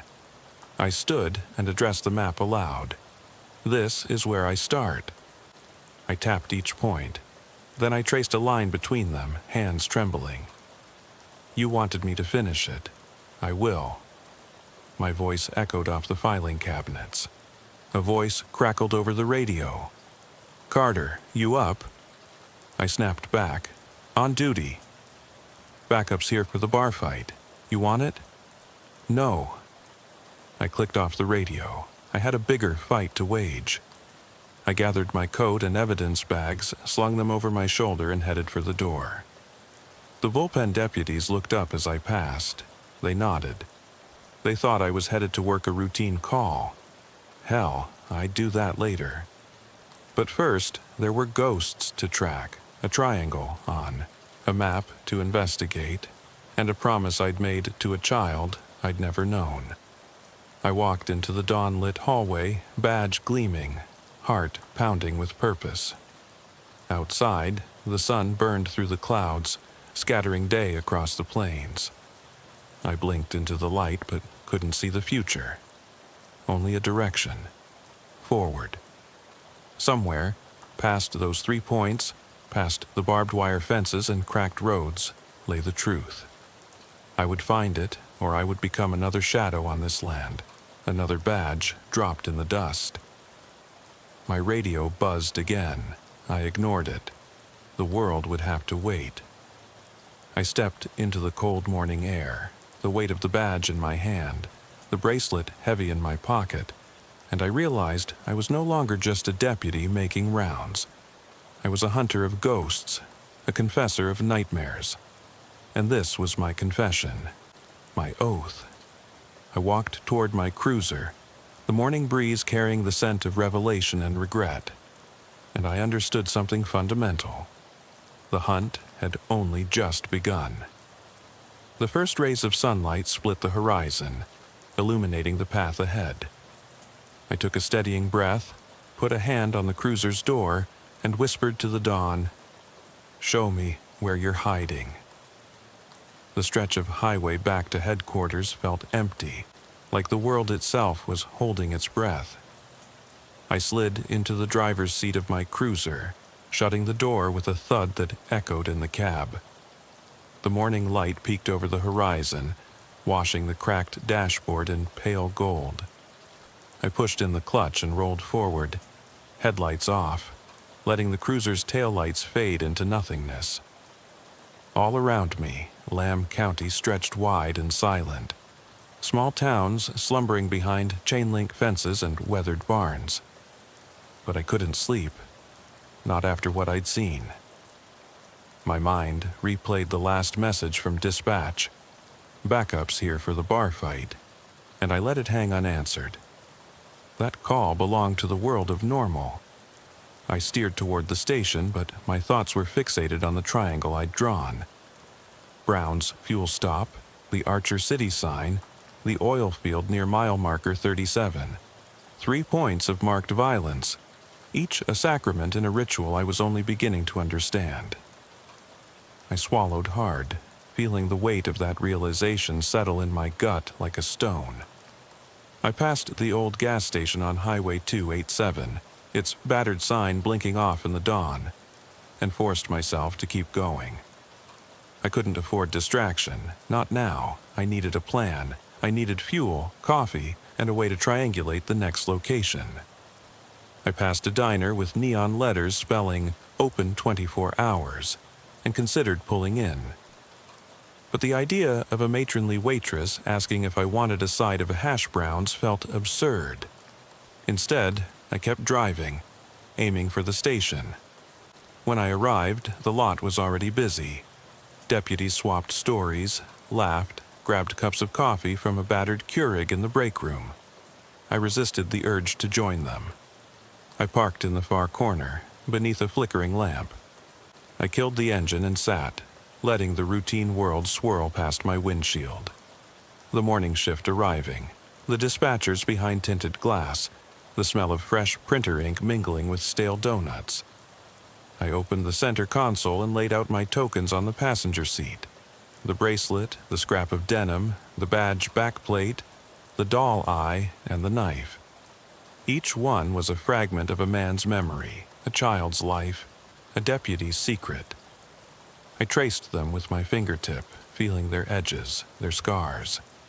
I closed my eyes and remembered the face of the woman in the oil field, the deputy with Jane's face, her whispered command, "Finish it." I breathed in slowly, tasting oil and dust on the exhale. A firm hand landed on my shoulder. I looked up to see Sergeant Ramirez, her brow furrowed. "Carter," she said quietly, "you okay?" I nodded. "I'm fine." She glanced at the tokens on the seat. "What are you doing?" I closed the console. "Personal business." Her eyes searched mine. "Just don't go chasing ghosts without telling someone." I forced a smile. "Got it." She nodded and walked away. I watched her go, feeling guilt and resolve dance beneath my ribs. I couldn't share this. No one would understand. And yet, I couldn't do it alone. I extinguished that thought and reached for the map pinned to my corkboard at home. A crudely drawn sketch linking those 3 points. I needed coordinates. I needed to know if there was a pattern. Property lines, historical railroad routes, pipelines, something common. I rummaged in the console for my notebook. Black moleskin with scuffed corners, then remembered I'd left it on my desk. I'd have to rely on memory. I fired up the cruiser and steered toward the old sheriff's office, a relic building repurposed as our substation after the new facility was built downtown. It sat at the heart of town, windows barred with iron, paint peeling. I parked outside, dashed in, and headed straight for the records room. The deputy on desk duty looked startled. "Carter, you need something?" "Records on 3 locations. I need access to property deeds, pipeline maps, anything you've got." He frowned. "What for?" I slid him a department ID, voice even. "Official request." He handed over a folder stamped restricted. I slipped it into my bag. No questions asked. Good on him. Back in the cruiser, I tore open the folder and scanned the contents. Topographical maps, well permits, pipeline easements. I spotted something. An old natural gas pipeline running from a pumping station near the fuel stop, arcing toward Archer City, then bending south through the oil field. The line matched my triangle almost exactly. A utility corridor that cut across county lines, over land managed by a private company outside regular patrol routes. No one would notice trespassers there except me. I leaned back, eyes closed. The pattern was too neat. Someone, or something, had used that pipeline right-of-way as a stage for these events. It was remote, accessible, off the books, perfect for hiding bodies, or worse. Another file listed a decommissioned maintenance shack near the midpoint of that line, abandoned 15 years ago. It might serve as a hideout, a staging area, a crypt. I set the folder aside and activated the cruiser's GPS. Coordinates for the shack: 34 degrees, 10 minutes, 22 seconds north, 100 degrees, 14 minutes, 5 seconds west. I punched them in. The screen lit up with a path that crossed private land and county roads. Estimated arrival, 25 minutes. I sighed and reached for the ignition. The world outside was waking. School buses, delivery trucks, morning joggers, normal life. It felt cruel to be chasing ghosts while the rest of the world moved on. But I had a promise to keep. I snapped my belt tight and closed my eyes for a moment, whispering into the empty cab, "I'm coming." I pulled out onto the highway, the cruiser's engine rising to its familiar hum.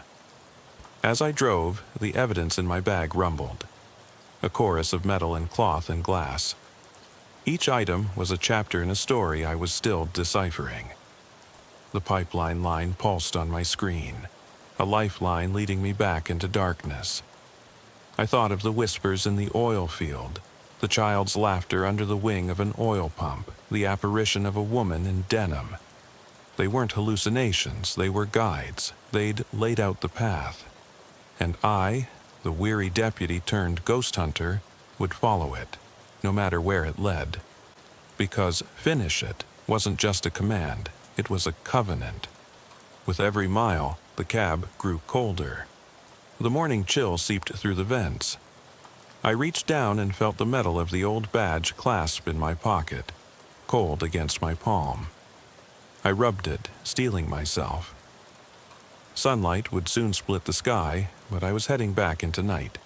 I tuned the CB to channel 10, our frequency for road closures, and announced my location. No response. Then I keyed Mike. Carter to dispatch, ETA 25 minutes at South Pipeline Shack. Silence, then a sleepy reply. Copy that. I switched off the radio. I drove on, listening to the cruiser's tires grind the pavement, my own breath ragged in my chest. The pipeline route stretched ahead, and with it the promise of closure, or the risk of everything shattering. I punched the accelerator. The chase was on. The shack emerged out of the scrub brush like a carcass. Its corrugated metal walls rusted through in places, boards warped and buckling. I cut the engine and killed the headlights, letting the cruiser drift into silence. The GPS read, "You have arrived," but arrival felt wrong, like stepping into the maw of something waiting. I grabbed my flashlight, clipped my holster, and slung the evidence bag over my shoulder. The morning chill had slipped away, leaving the air still and heavy, pregnant with the promise of revelation. I approached the shack's door, noting the faded maintenance company logo scribbled out long ago. The latch was rusted, but with a few firm wrenching motions, it gave way with a screech. I shoveled my flashlight beam inside. Dust motes floated in golden shafts of sunlight that cut through broken windows. Inside, tools lay scattered. Wrenches, oil drums, coil of frayed cable. A workbench against the far wall held dusty ledgers and grease-stained maps of the pipeline.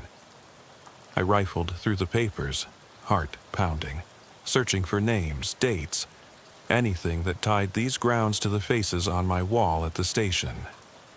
Under a pile of yellowed envelopes, I found a journal, spiral-bound, missing its cover. The pages were water-stained but legible. Written in cramped script were dates and initials. June 15th, 2003, J.A. secured. No movement.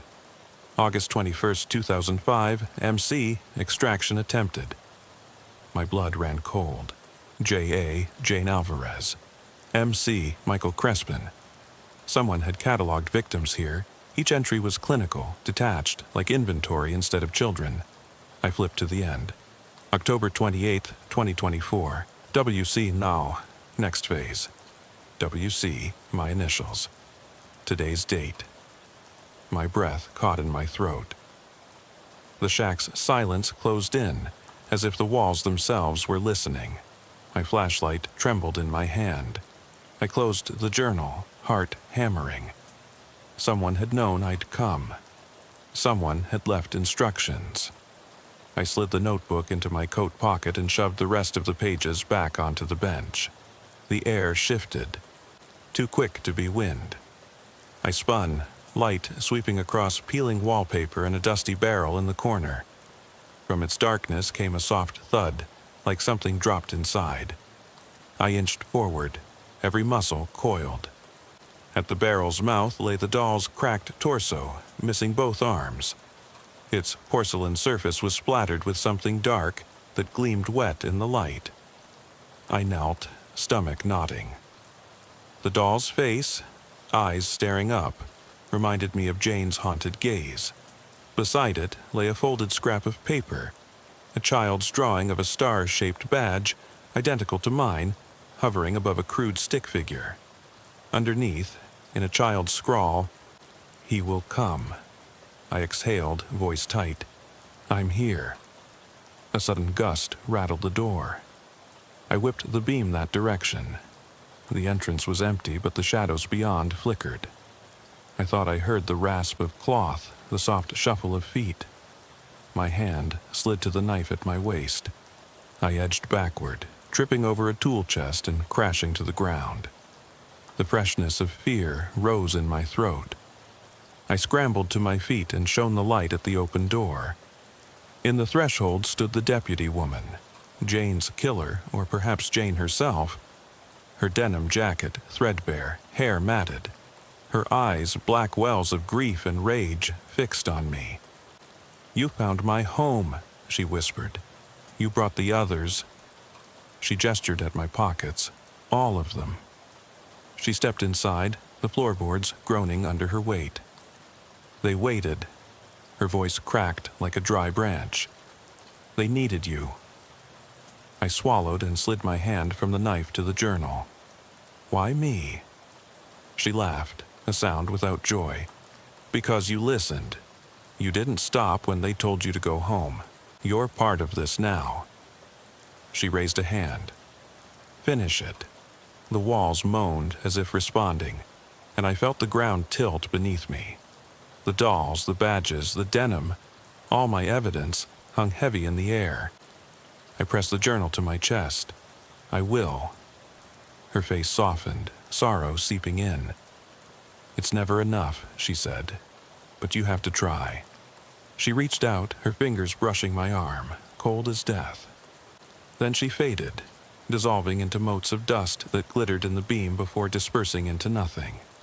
The shack shuddered, the windows rattling as though exhaling. I backed out, journal clutched, flashlight bobbing.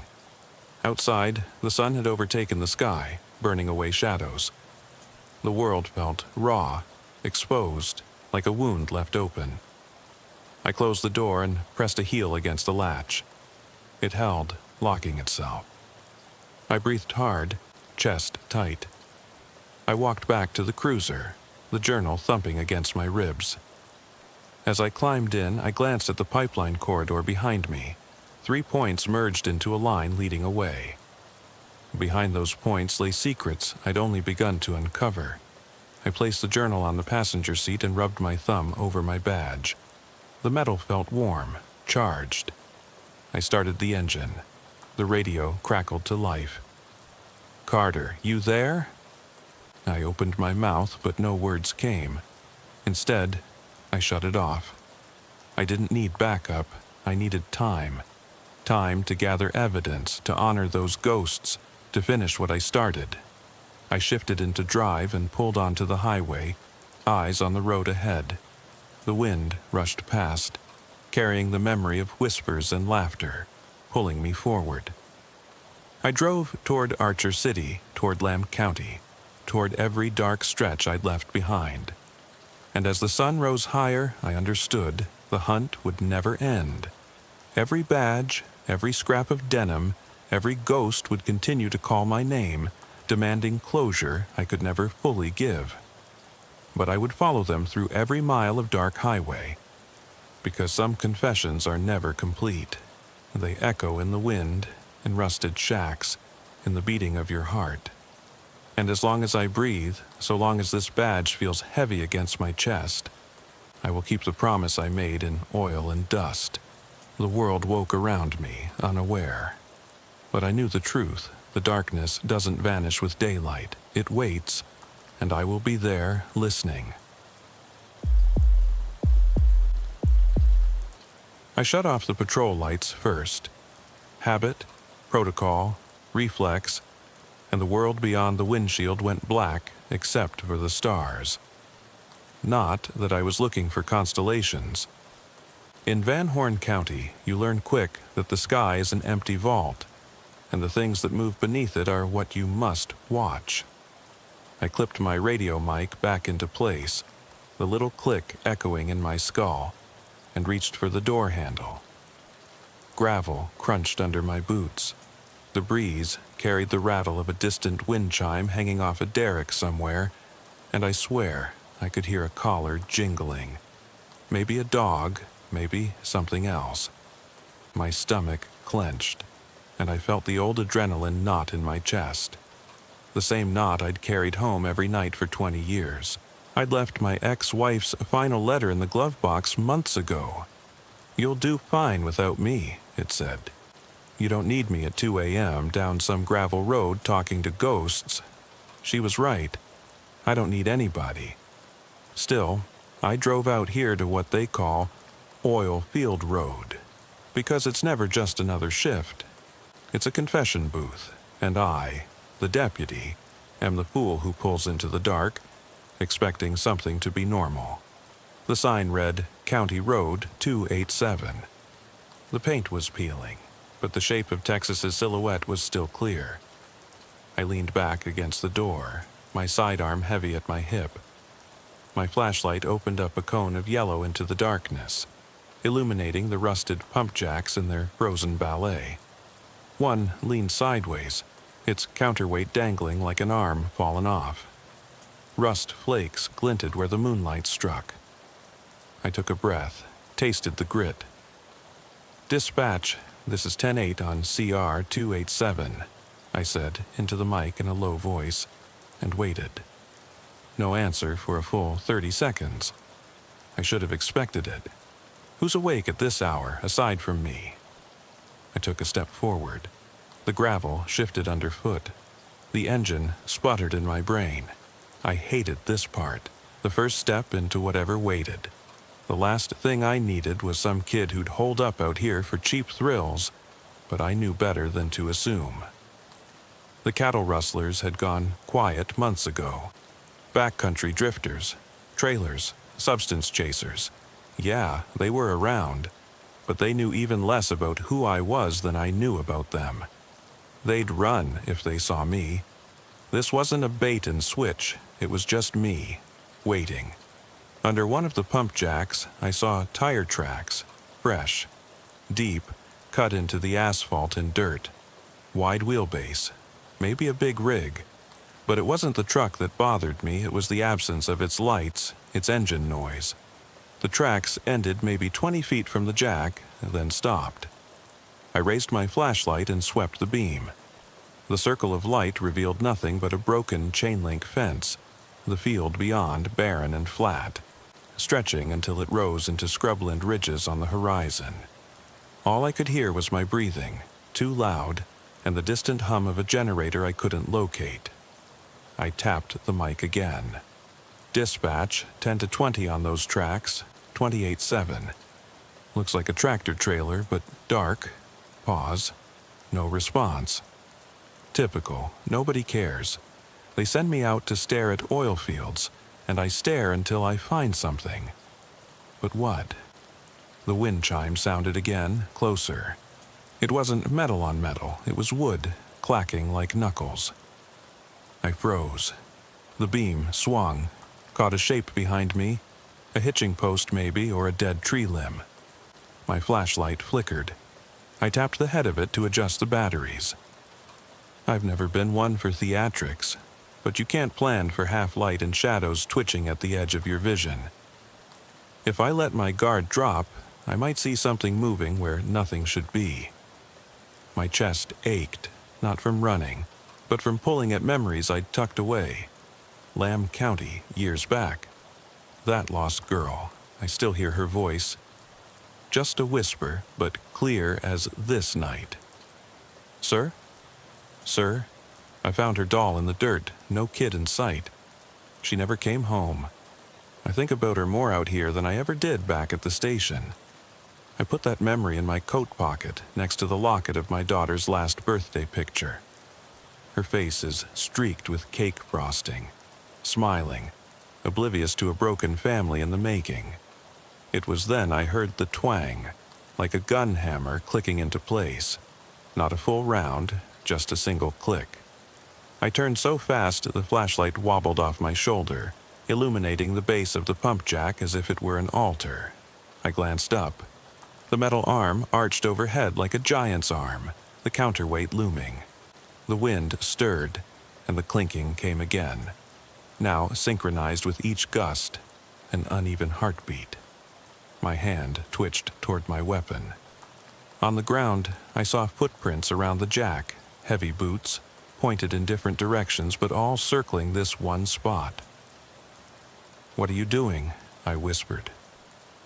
It was rhetorical, but the mic cracked in affirmation. At least the radio could spy for me, even if nobody was listening. My boot touched something slimy on the ground, a scrap of cloth heavy with oil. I bent, picked it up. It was a piece of uniform, tan fabric, stitched with thread that caught the moonlight. Sheriff's deputy? State trooper? I couldn't tell in the dim, but I recognized it. The same cut I'd seen on my own shoulder, the same shape. I swallowed hard, the taste of metal in my mouth. A gust rattled the derrick, the whole structure vibrating. My hair bristled on my neck. A stray beam of moonlight broke through clouds, lighting the tracks again. They led toward an old service road that disappeared into the scrub. I could follow, or wait for backup that might never come. I closed my eyes, made a decision. I pulled the patch off and stuffed it in my pocket.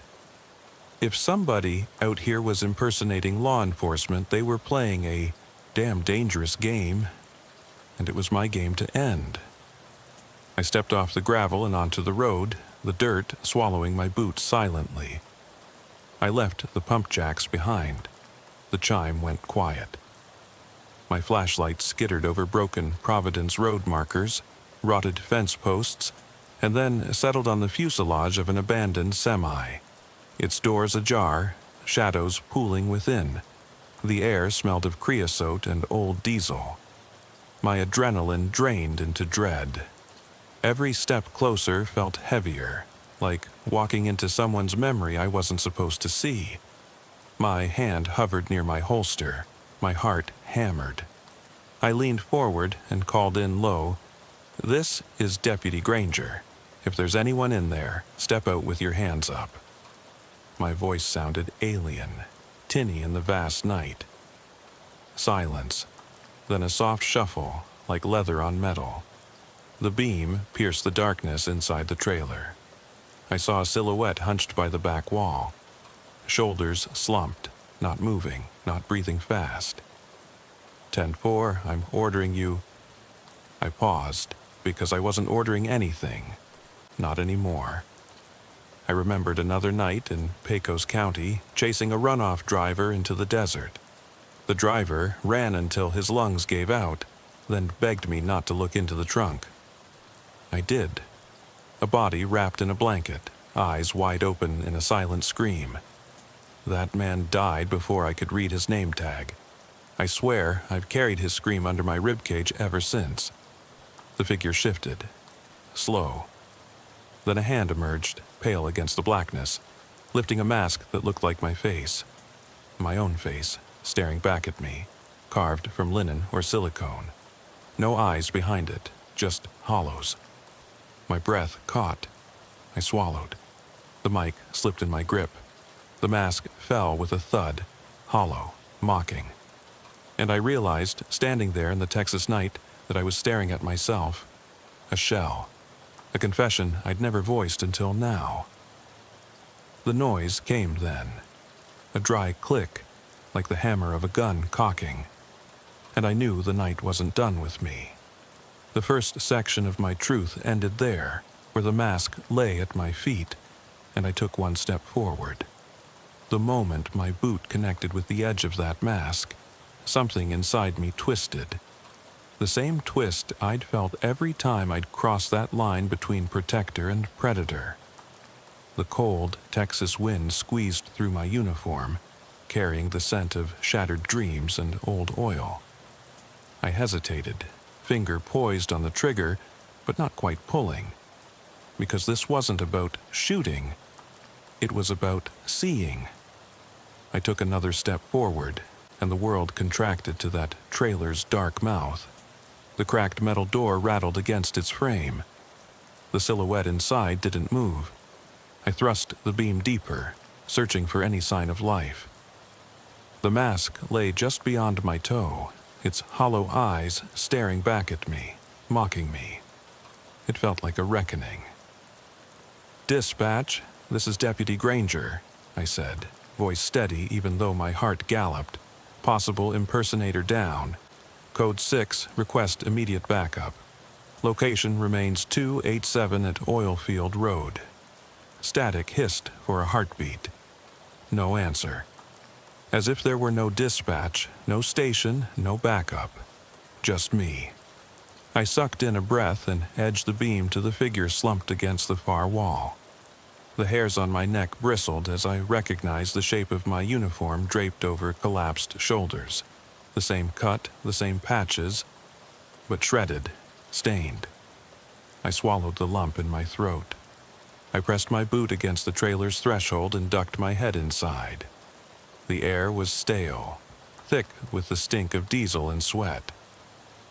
My light cut through the gloom, revealing a narrow space crammed with empty cardboard boxes, once full of wire and valves, and a broken toolbox tossed to one side. The figure didn't flinch. I approached slowly, every footstep measured. My hand flexed near the holster, but I kept it low. I needed answers, not bodies. I knelt down. The figure remained still. The air rose and fell shallowly against tattered canvas. I flipped the light onto its face. The features were gaunt, hollow-cheeked, but unmistakably mine. Skin pulled tight over cheekbones, lips cracked and drawn back in a silent snarl. The eyes, they were glass. Glass replicas set into a face that looked like me, but made of some rubberized compound. It wasn't a man, it was a mannequin, a macabre stand-in for me. The craftsmanship was too good, every detail replicating my 5 lines of worry across the forehead. The small scar above my left eyebrow from a bar fight 10 years ago. I looked closer at the arm, its jacket sleeve ripped, revealing a bicep circled by a faded tattoo. Van Horn Vigilante, in spidery letters. I'd never seen that ink before on anyone. My breath hitched. The air seemed to thicken. I ran my fingers over the plastic cheek, and the head flopped to the side, rolling onto my boot. I tapped it lightly. It made a dull thud. I stood and swept the beam around, scanning the corners. Under a pile of old tarp, I saw movement, a flicker of cloth dragging across the floor. I swung, the flashlight, and out from under the canvas crawled a man, face pressed to the ground, eyes wide with raw fear. The beam caught a bead of sweat on his forehead, tracing down into his beard. He looked like he hadn't slept in days. His uniform, though, was patched together crudely, fabric mismatched, patches sewn on askew. He looked up at me, and I recognized the shape of desperation in his expression. The hollow mannequin was his work, a twisted mirror to my own face. He opened his mouth, but no words came, only a raspy gasping that scraped in the tin of that trailer. I crouched, searching his face. "Who are you?" I asked quietly. Not yelling. This wasn't a screaming match. He swallowed, eyes flicking over my duty belt, my badge. His gaze settled on my nameplate. Granger, He shifted, trying to push himself up, but the canvas weighed him down. I thought you'd understand," he croaked, voice strangled. "I thought you'd know." He tried again, a wheeze, then coughed. His uniform sleeve slid back, revealing a forearm crisscrossed with scars. Old knife wounds, faded but gruesome. A jagged line that trailed down near his wrist. "Understand what?"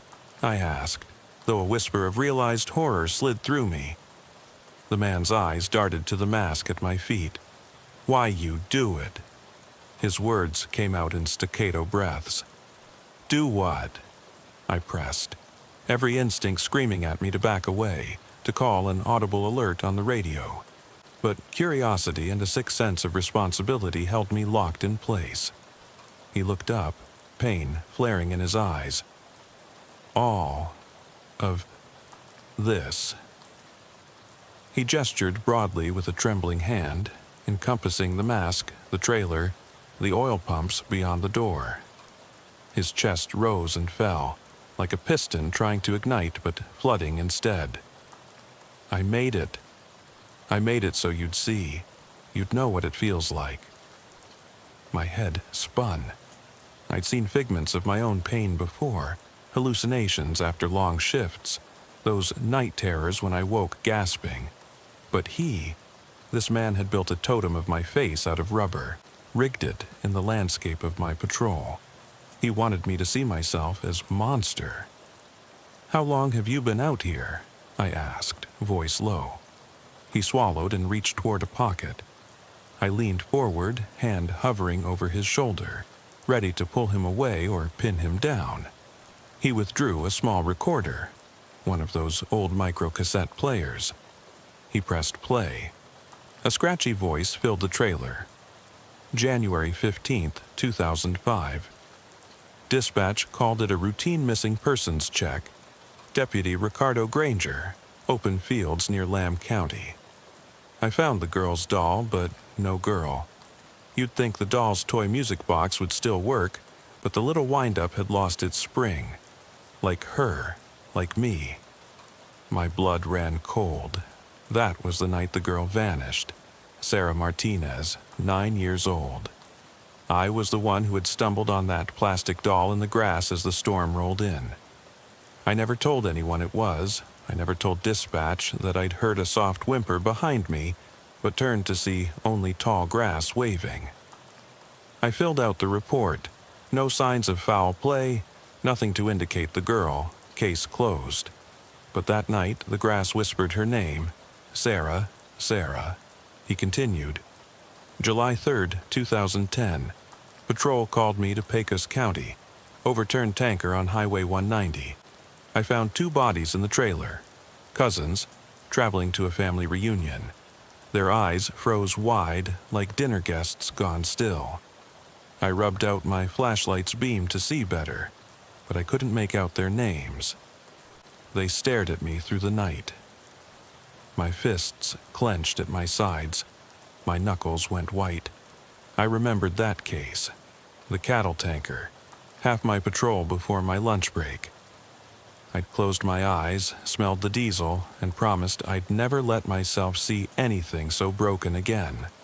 But I still had nightmares of their faces, mouths open in silent screams. The tape clicked on, and the next entry played.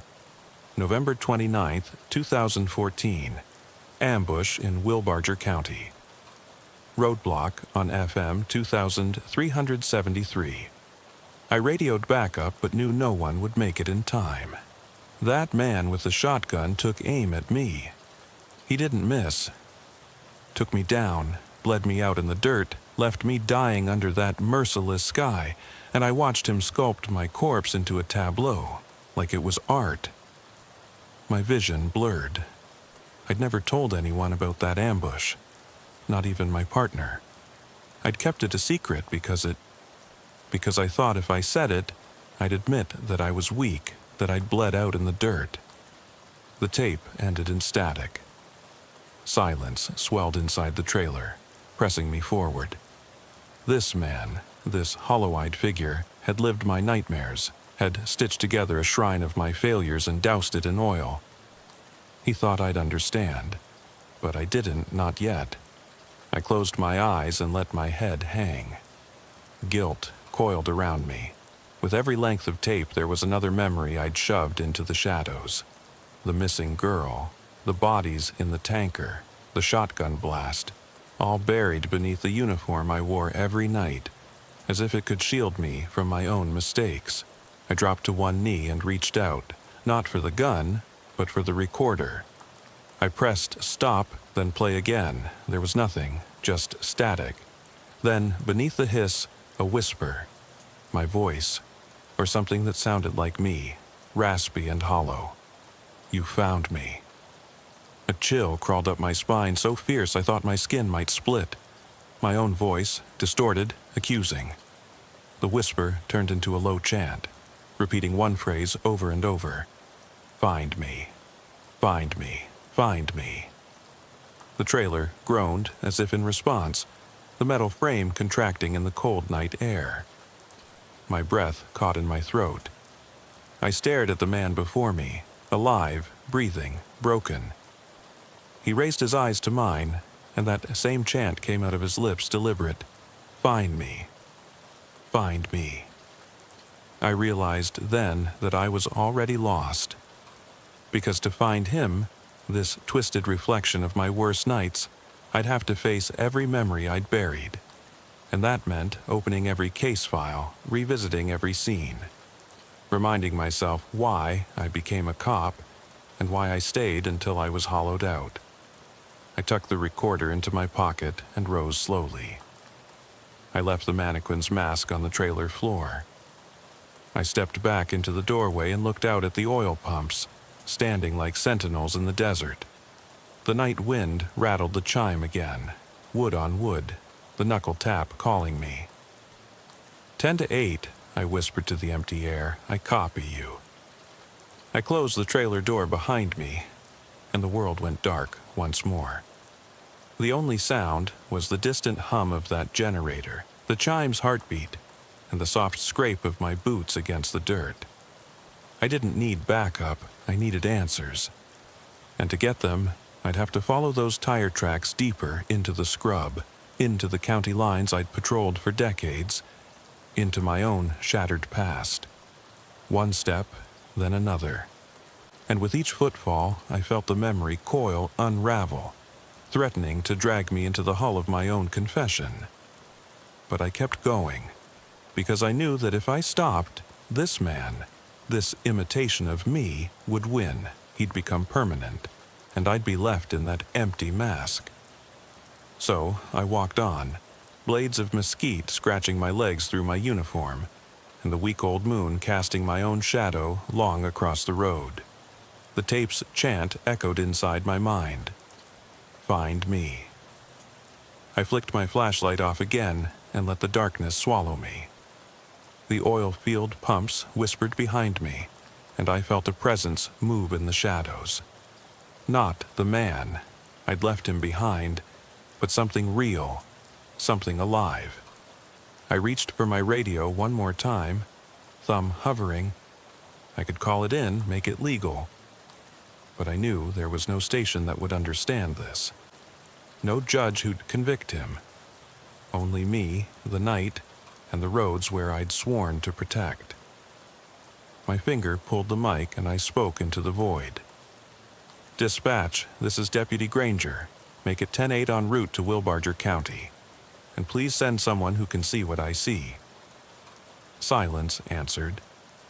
Then the chime rang once more, a single, hollow knock.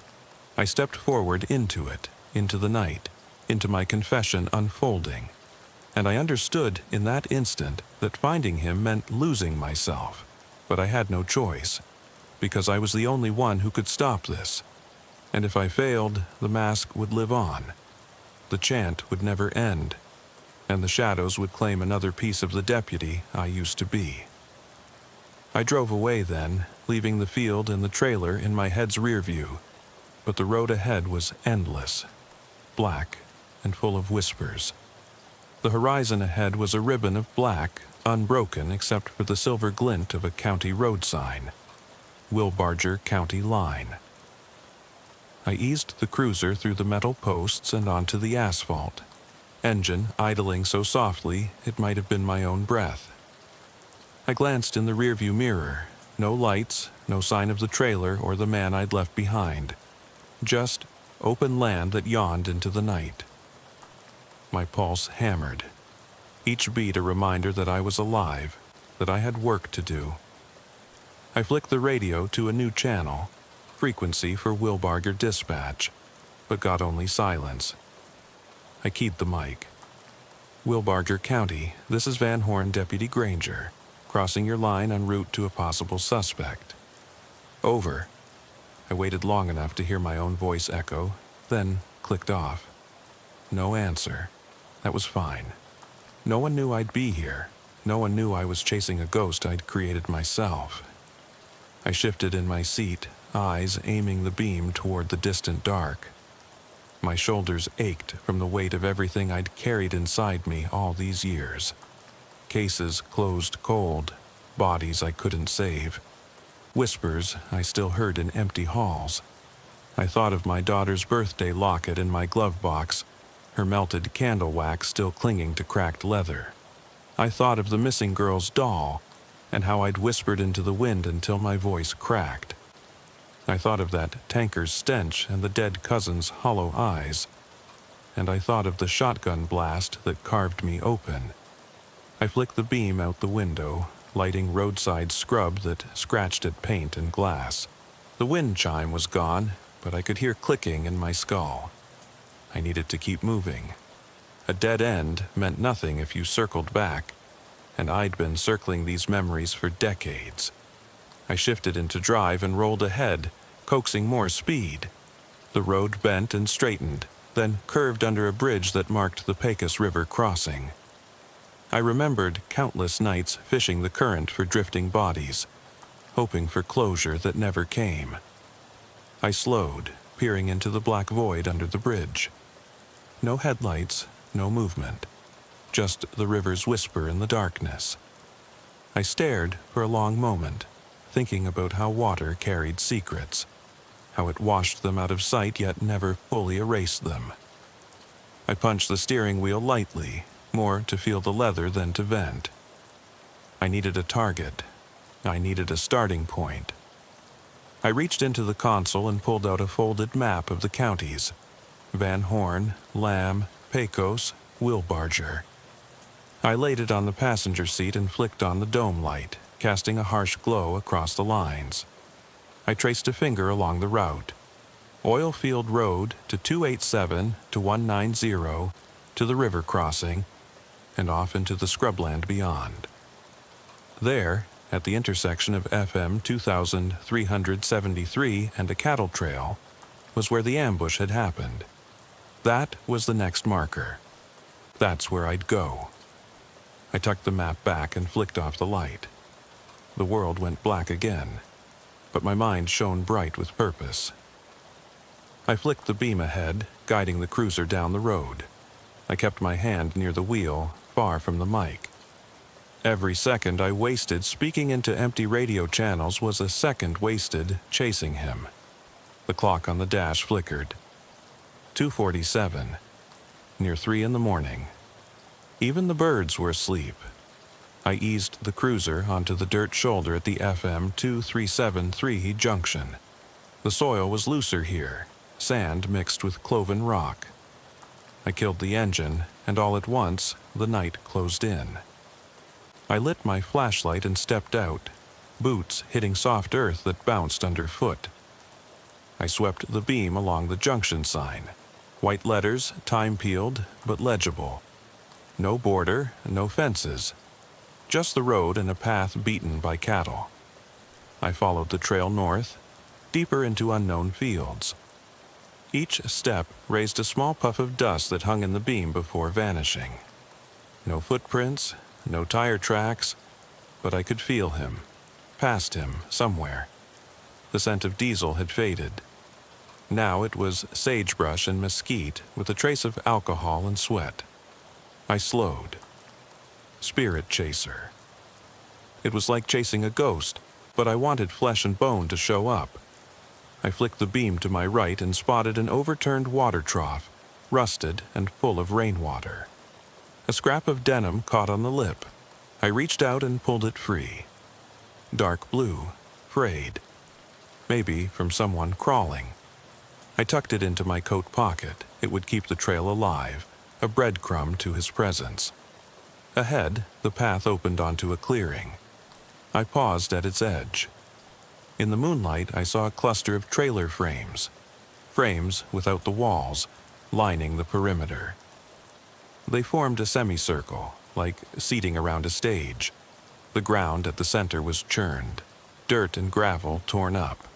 I flicked on the storm lantern I kept in the cruiser's back seat, a beaten brass cylinder with a glass globe. I lit it, and the clearing glowed with an orange halo. My breath caught.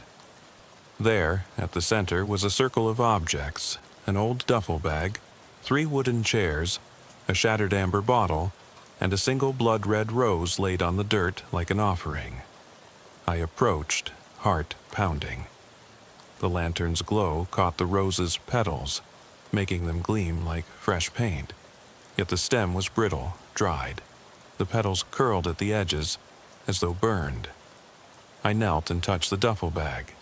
It was heavy and damp. I opened it slowly, bracing for the worst.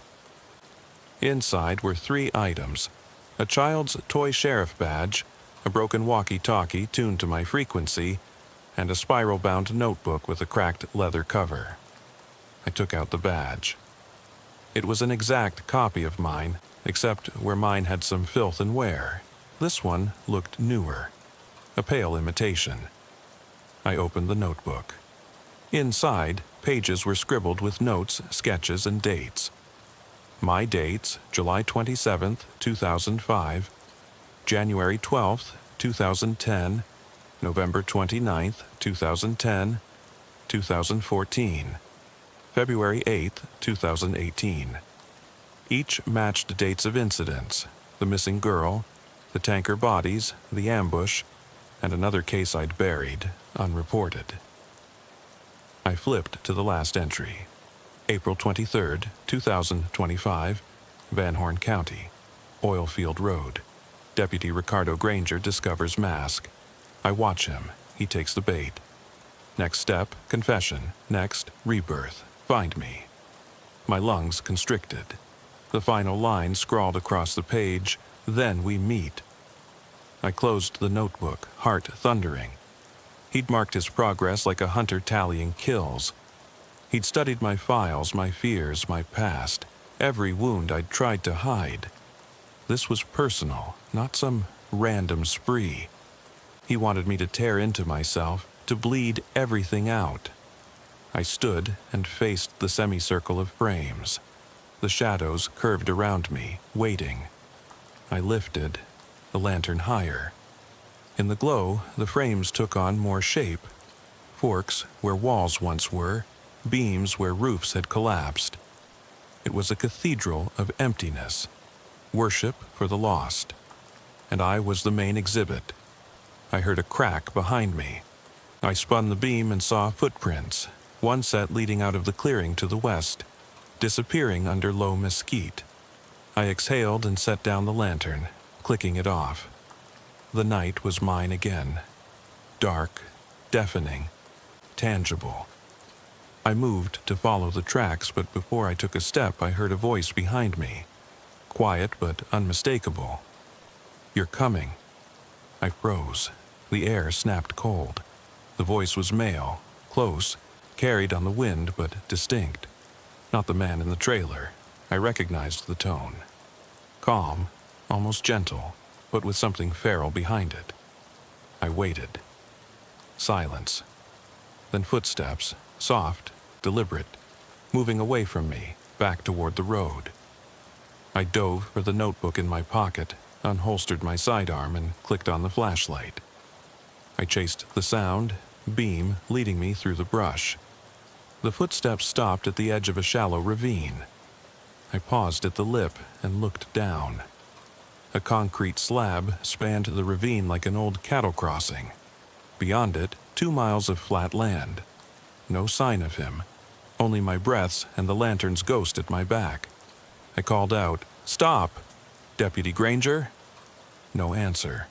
The wind whipped my jacket. I thought of his chant, "Find me."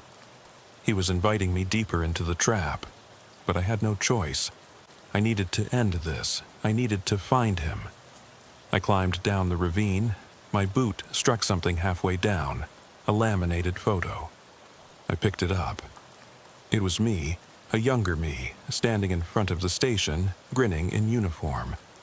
On the back, scrawled in the same uneven script, "Before the scars." My gut twisted. He'd taken everything, my history, my identity, even my image, and turned it into tokens of guilt. He'd lured me through every open wound. Now this. I pocketed the photo, holstered my light, and loaded my mission. Find him. I climbed the other side, stepping onto the dirt road again. The clearing, the frames, the tokens, they were all behind me. The road ahead stretched empty.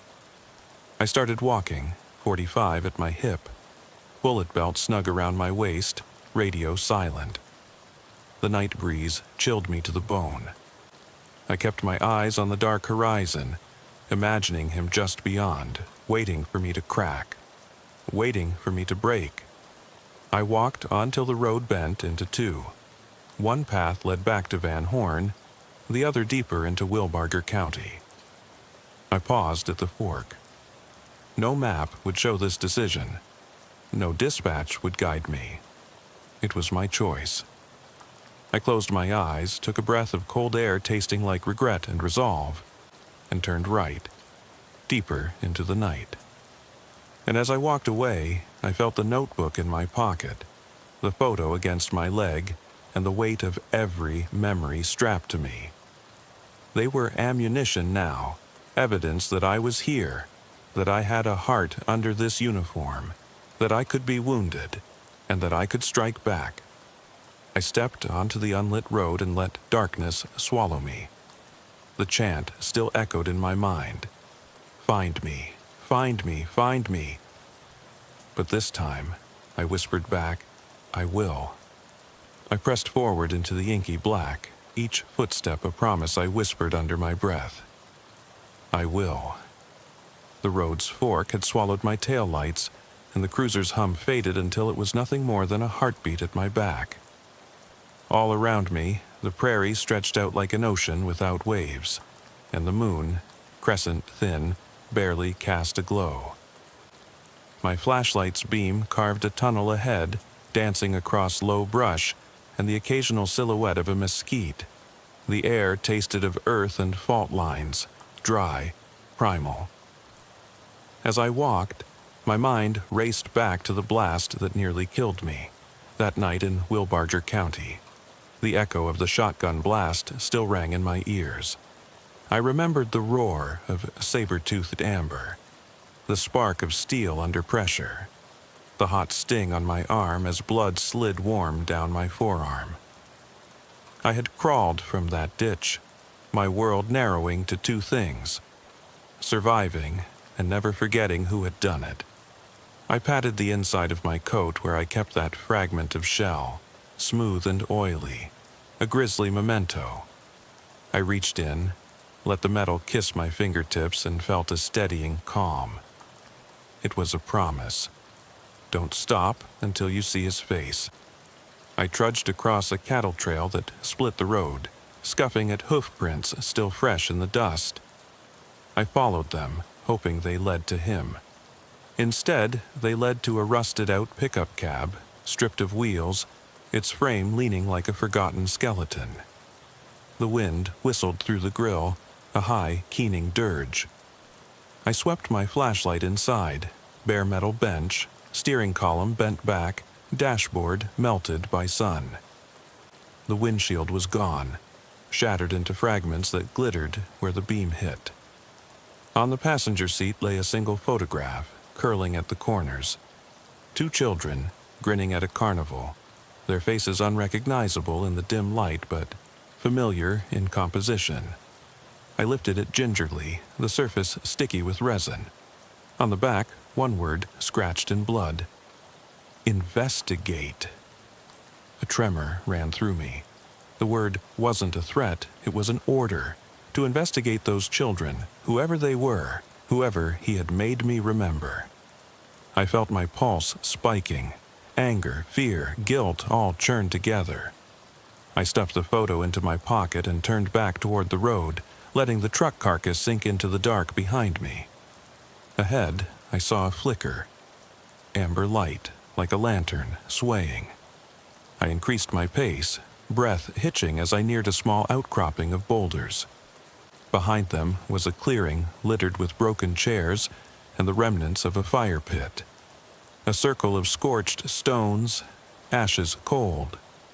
The lantern hung from a steel rod driven into the ground, its glass globe cracked but still glowing from some unseen flame. I reached out, nearly touching the hot metal, and the light stuttered, then brightened. I lifted my flashlight higher and saw him. He stood at the edge of the fire pit, tall, ragged, a silhouette framed by the broken chairs. His back to me, coat torn, hair matted. He turned slowly, each movement deliberate, until he faced me. His face was obscured by shadow, but I recognized the tilt of his head, the way he balanced weight on one leg. He stepped into the lantern's circle, and the light revealed his features. He wasn't the mannequin anymore, but a man, and a damn good mimic. His eyes held mine. The same tired lines, the same hesitant spark. But his eyes were bloodshot, wild. He wore my uniform jacket, buttoned only halfway, the stripes of my rank pinned on crooked.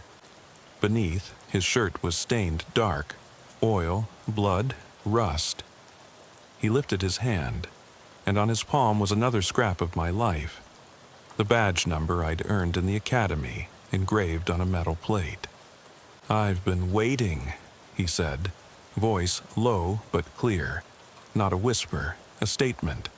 The lantern's glow cast his shadow long behind him, creating the illusion of multiple figures dancing in the dark. "Why are you doing this?" I asked, voice cracking. The question wasn't meant to be rhetorical. I needed to hear it out loud. He smiled, a slow, calculated curl of lips. "To remind you," he said, "that every badge has two sides." He lifted the scrap of uniform that had startled me earlier, holding it out like a sacrament.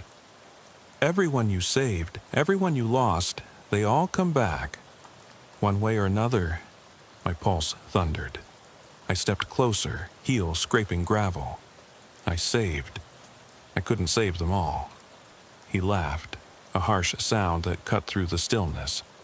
"But you tried, and you failed. You failed enough to deserve this." He gestured at the chairs, the fire pit. "Welcome to your own memorial, deputy." I swallowed and drew my weapon, leveling it at his chest. My hand was steady, but my heart felt like a drumskin stretched too tight. "This ends tonight," I said. The words felt hollow, but I had to believe them. He held up both hands.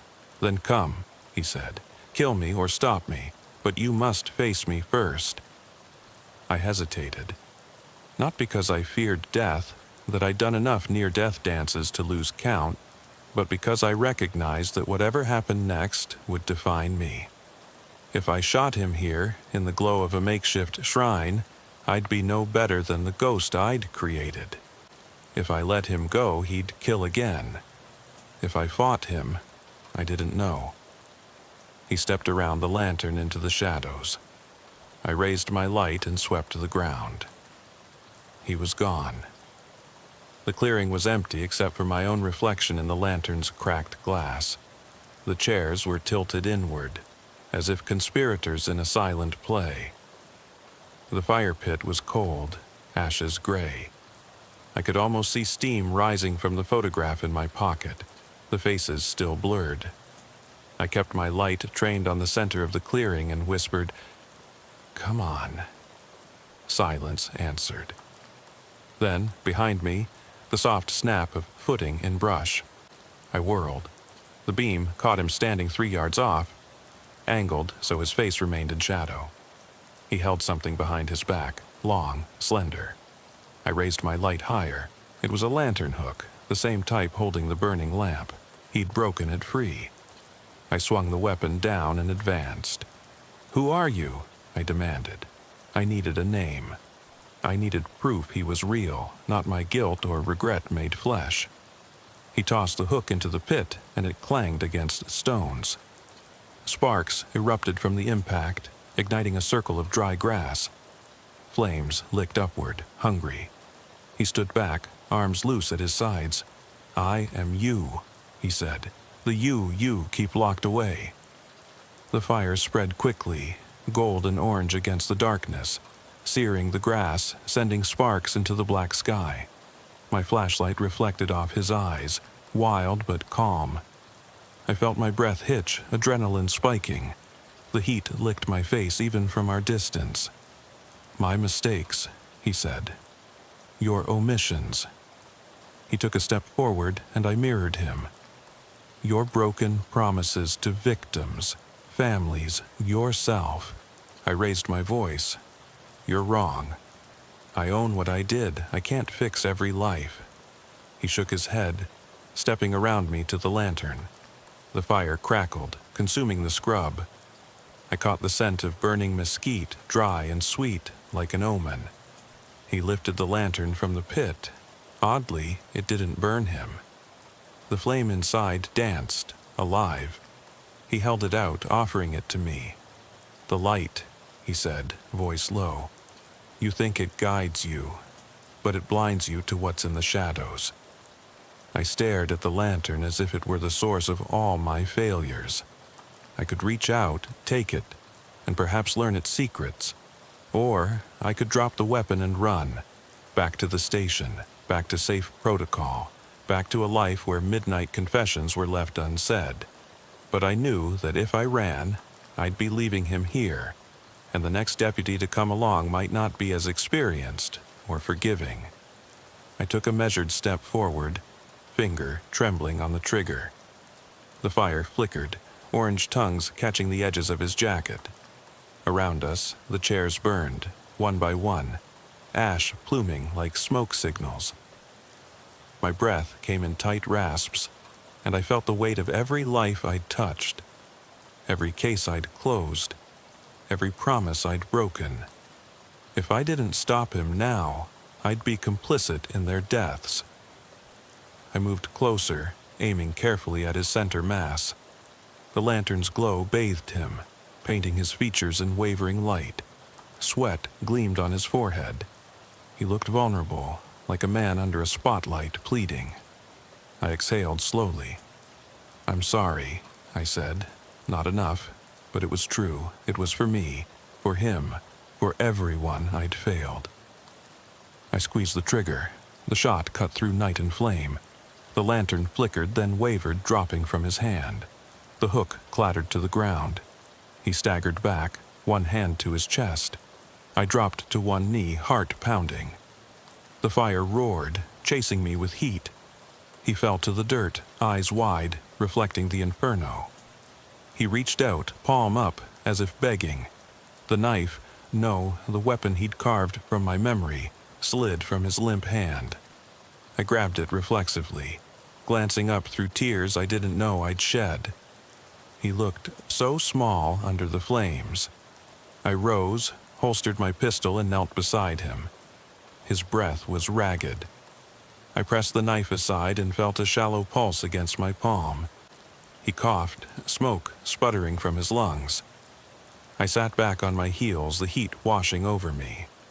The fire encircled us now, the clearing ablaze.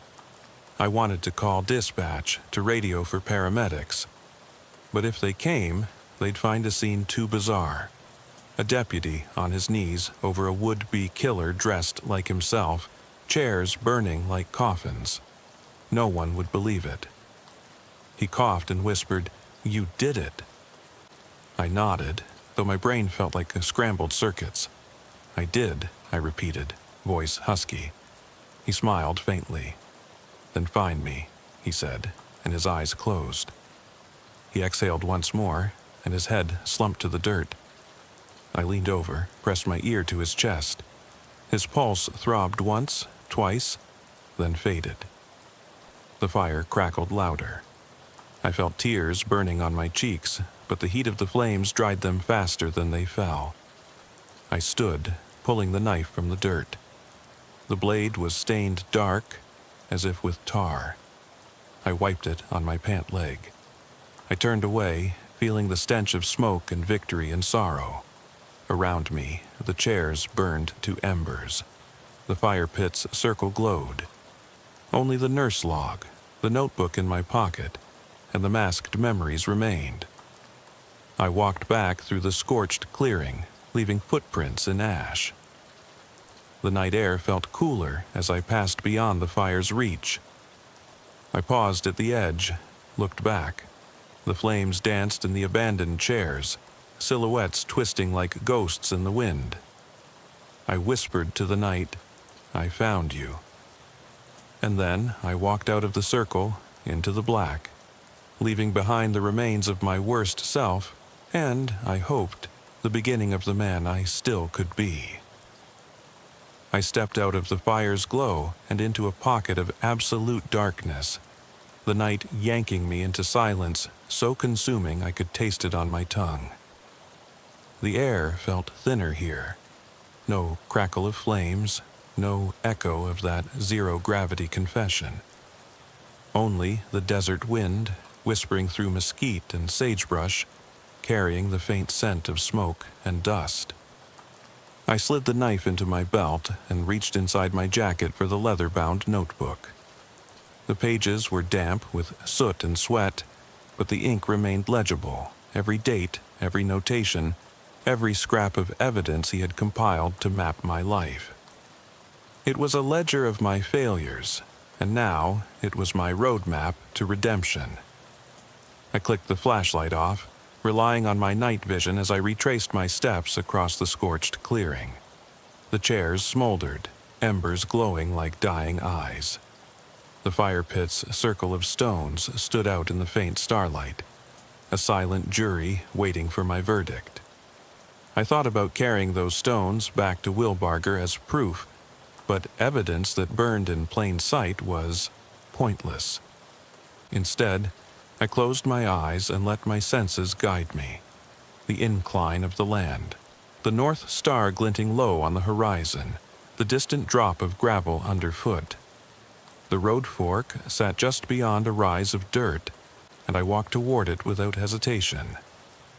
At the fork, I paused, touching my jacket patch where my badge still lay pinned. I thumbed the edges, cold metal, sharp at the corners, and whispered, "I'm coming home." But home felt like a word borrowed from a life I could no longer claim. My family name, my old house, my ex-wife's final letter, they were all relics. Out here, only the badge meant anything. It tied me to the law I'd upheld and the laws I'd broken by ignoring my own wounds. I chose the left fork, heading back toward FM 2373 and the river crossing. The notebook's last entry pointed me there, the place where I'd stumbled through an ambush and felt my own blood soak into the dirt. I walked with deliberate strides, boots crushing gravel, the sound magnified in my ears. Each step brought me closer to the site of my worst defeat, the night I'd nearly died, and, I hoped, closer to the answers I chased. As I walked, I replayed that ambush in my mind, the way the shotgun blast had erupted like thunder, the pellet array tearing through my uniform, the flash of muzzle in the dark, and the sensation of falling into a cold crater, lying half-buried in dust and cacti. I'd survived, but I'd never understood why I'd been targeted. That attacker had vanished before backup arrived, leaving me to bleed out before crawling to safety. I still carried fragments of shell metal in my pocket, a piece of history I'd dug out of my own flesh with trembling fingers. I had thrown it away years ago, only to retrieve it each time a case haunted me. Suddenly, the road opened to the river bridge. 2 metal girders spanning dark water that whispered beneath. I stopped at the guardrail, beams of my flashlight probing the riverbanks. The water moved slow and dark, carrying secrets downstream. I knelt and ran my fingers along the rail.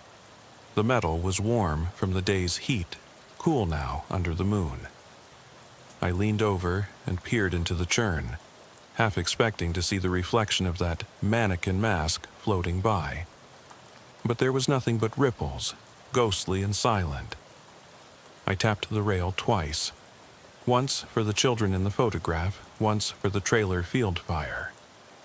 "I see you," I whispered. Then I rose and turned off the beam, letting my eyes adjust to starlight. The riverbank was a tangle of dry brush and driftwood. I heard a soft snap behind me and spun, hunting for movement. A figure stood on the far side of the road, backlit by a single flickering street lamp that shouldn't have been there. Somehow, a lone lamppost had been planted at the bridge's midpoint, its bulb buzzing. I didn't recall ever seeing it on my previous patrols. The man stood motionless beneath it, dressed in black, head bowed. I clicked on the flashlight and walked toward him, each step crunching louder than the last. "Stop right there," I called out, hand on my sidearm. No response. I advanced, heart pounding. As I drew closer, I saw the man raise his head. Another mask, this one different. Not my face, but a distorted visage of a Texas Ranger, wide-brimmed hat and badge pinned to chest. The mask's eyes were hollow slits, the mouth twisted in a silent scream. I stopped 3 paces away, flashlight trained on the mask. "What are you doing out here?" I demanded. My voice echoed across the water. He remained still, then reached up and removed the mask, revealing a face I recognized faintly. An old station intern, Darren Holloway, who'd disappeared months ago. Holloway had been quiet, eager, a kid with dreams of joining the force, but he'd vanished without trace. Case file closed as runaway. I'd never believed it. Something about his last dispatch call bothered me, a broken sentence in the static. "They won't." And then nothing. Now he stood before me, hollow-eyed and gaunt, the battered leather notebook clutched in one hand. He lifted it and swiped the pages with a finger, as if they burned him. I took a cautious step closer, keeping the beam on his eyes, dark circles, pupils dilated, unblinking. "Why?" I asked. The word felt inadequate, a whisper in the wind. He took a ragged breath. "To show you," he said, voice hollow. "All the cases you never closed, all the lives you couldn't save." He opened the notebook to a fresh page where a new entry had been added. May 3rd, 2025, Pecos River Bridge. Deputy Granger arrives to inspect the scene of ambush. Encounter with lost soul. Next step, the reckoning. I swallowed hard. He knew my name. He knew this location. He knew everything. My pulse spiked. I felt trapped between river and road, between justice and madness. I reached for the notebook. He held it away, his limbs trembling. "I thought you were gone," he whispered, eyes fixed on me. "I thought the darkness got you. First," he traced hollow eye sockets on the mask.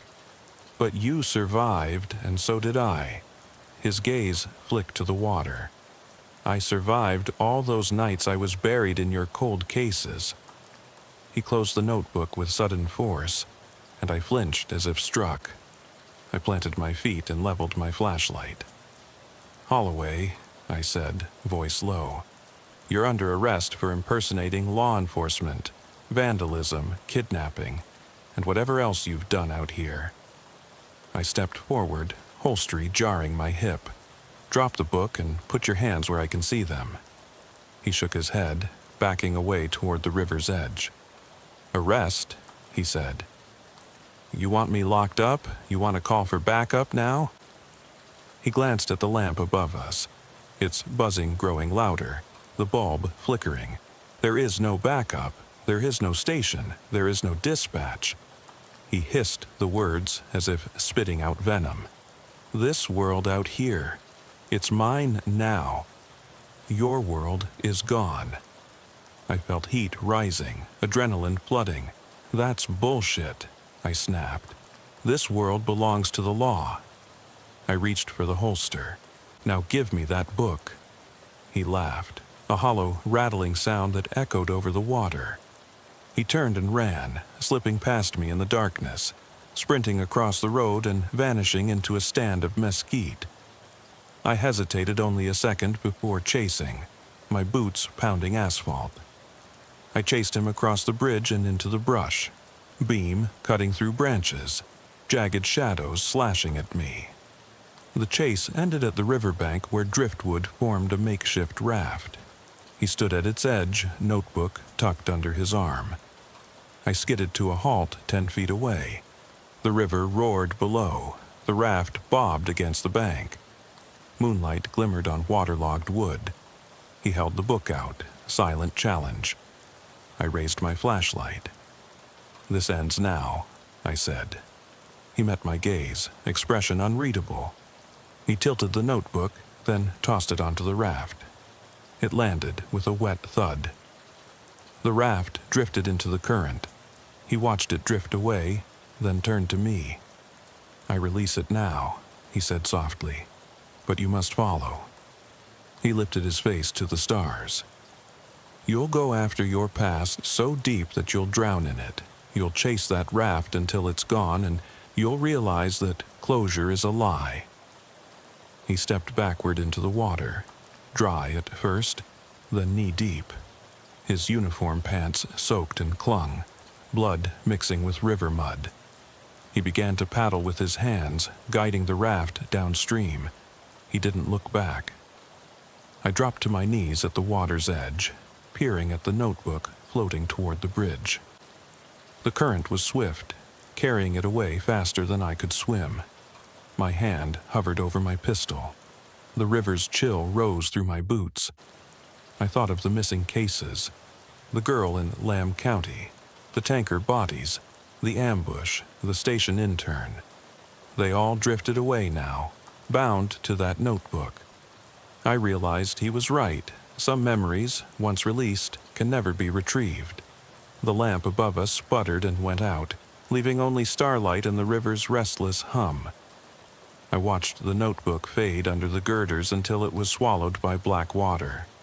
Then I rose, boots sinking into softened earth. My jacket was damp where the river spray washed over me. I stood on the bank, silence pressing in from all sides. No sirens, no flashlights, no answer on the radio. Just me, the river, and the night. I raised my head and shivered.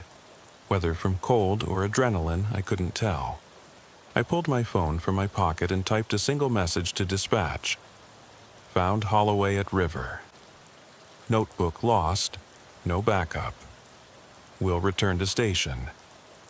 I hit send, even though I knew it would bounce. There would be no record of his confession, no proof of what happened. They'd find me later, likely cold, wet, and exhausted. They might even charge me with reckless pursuit or destruction of evidence, but none of that mattered. The river had taken his ledger, and with it, the tide of my guilt.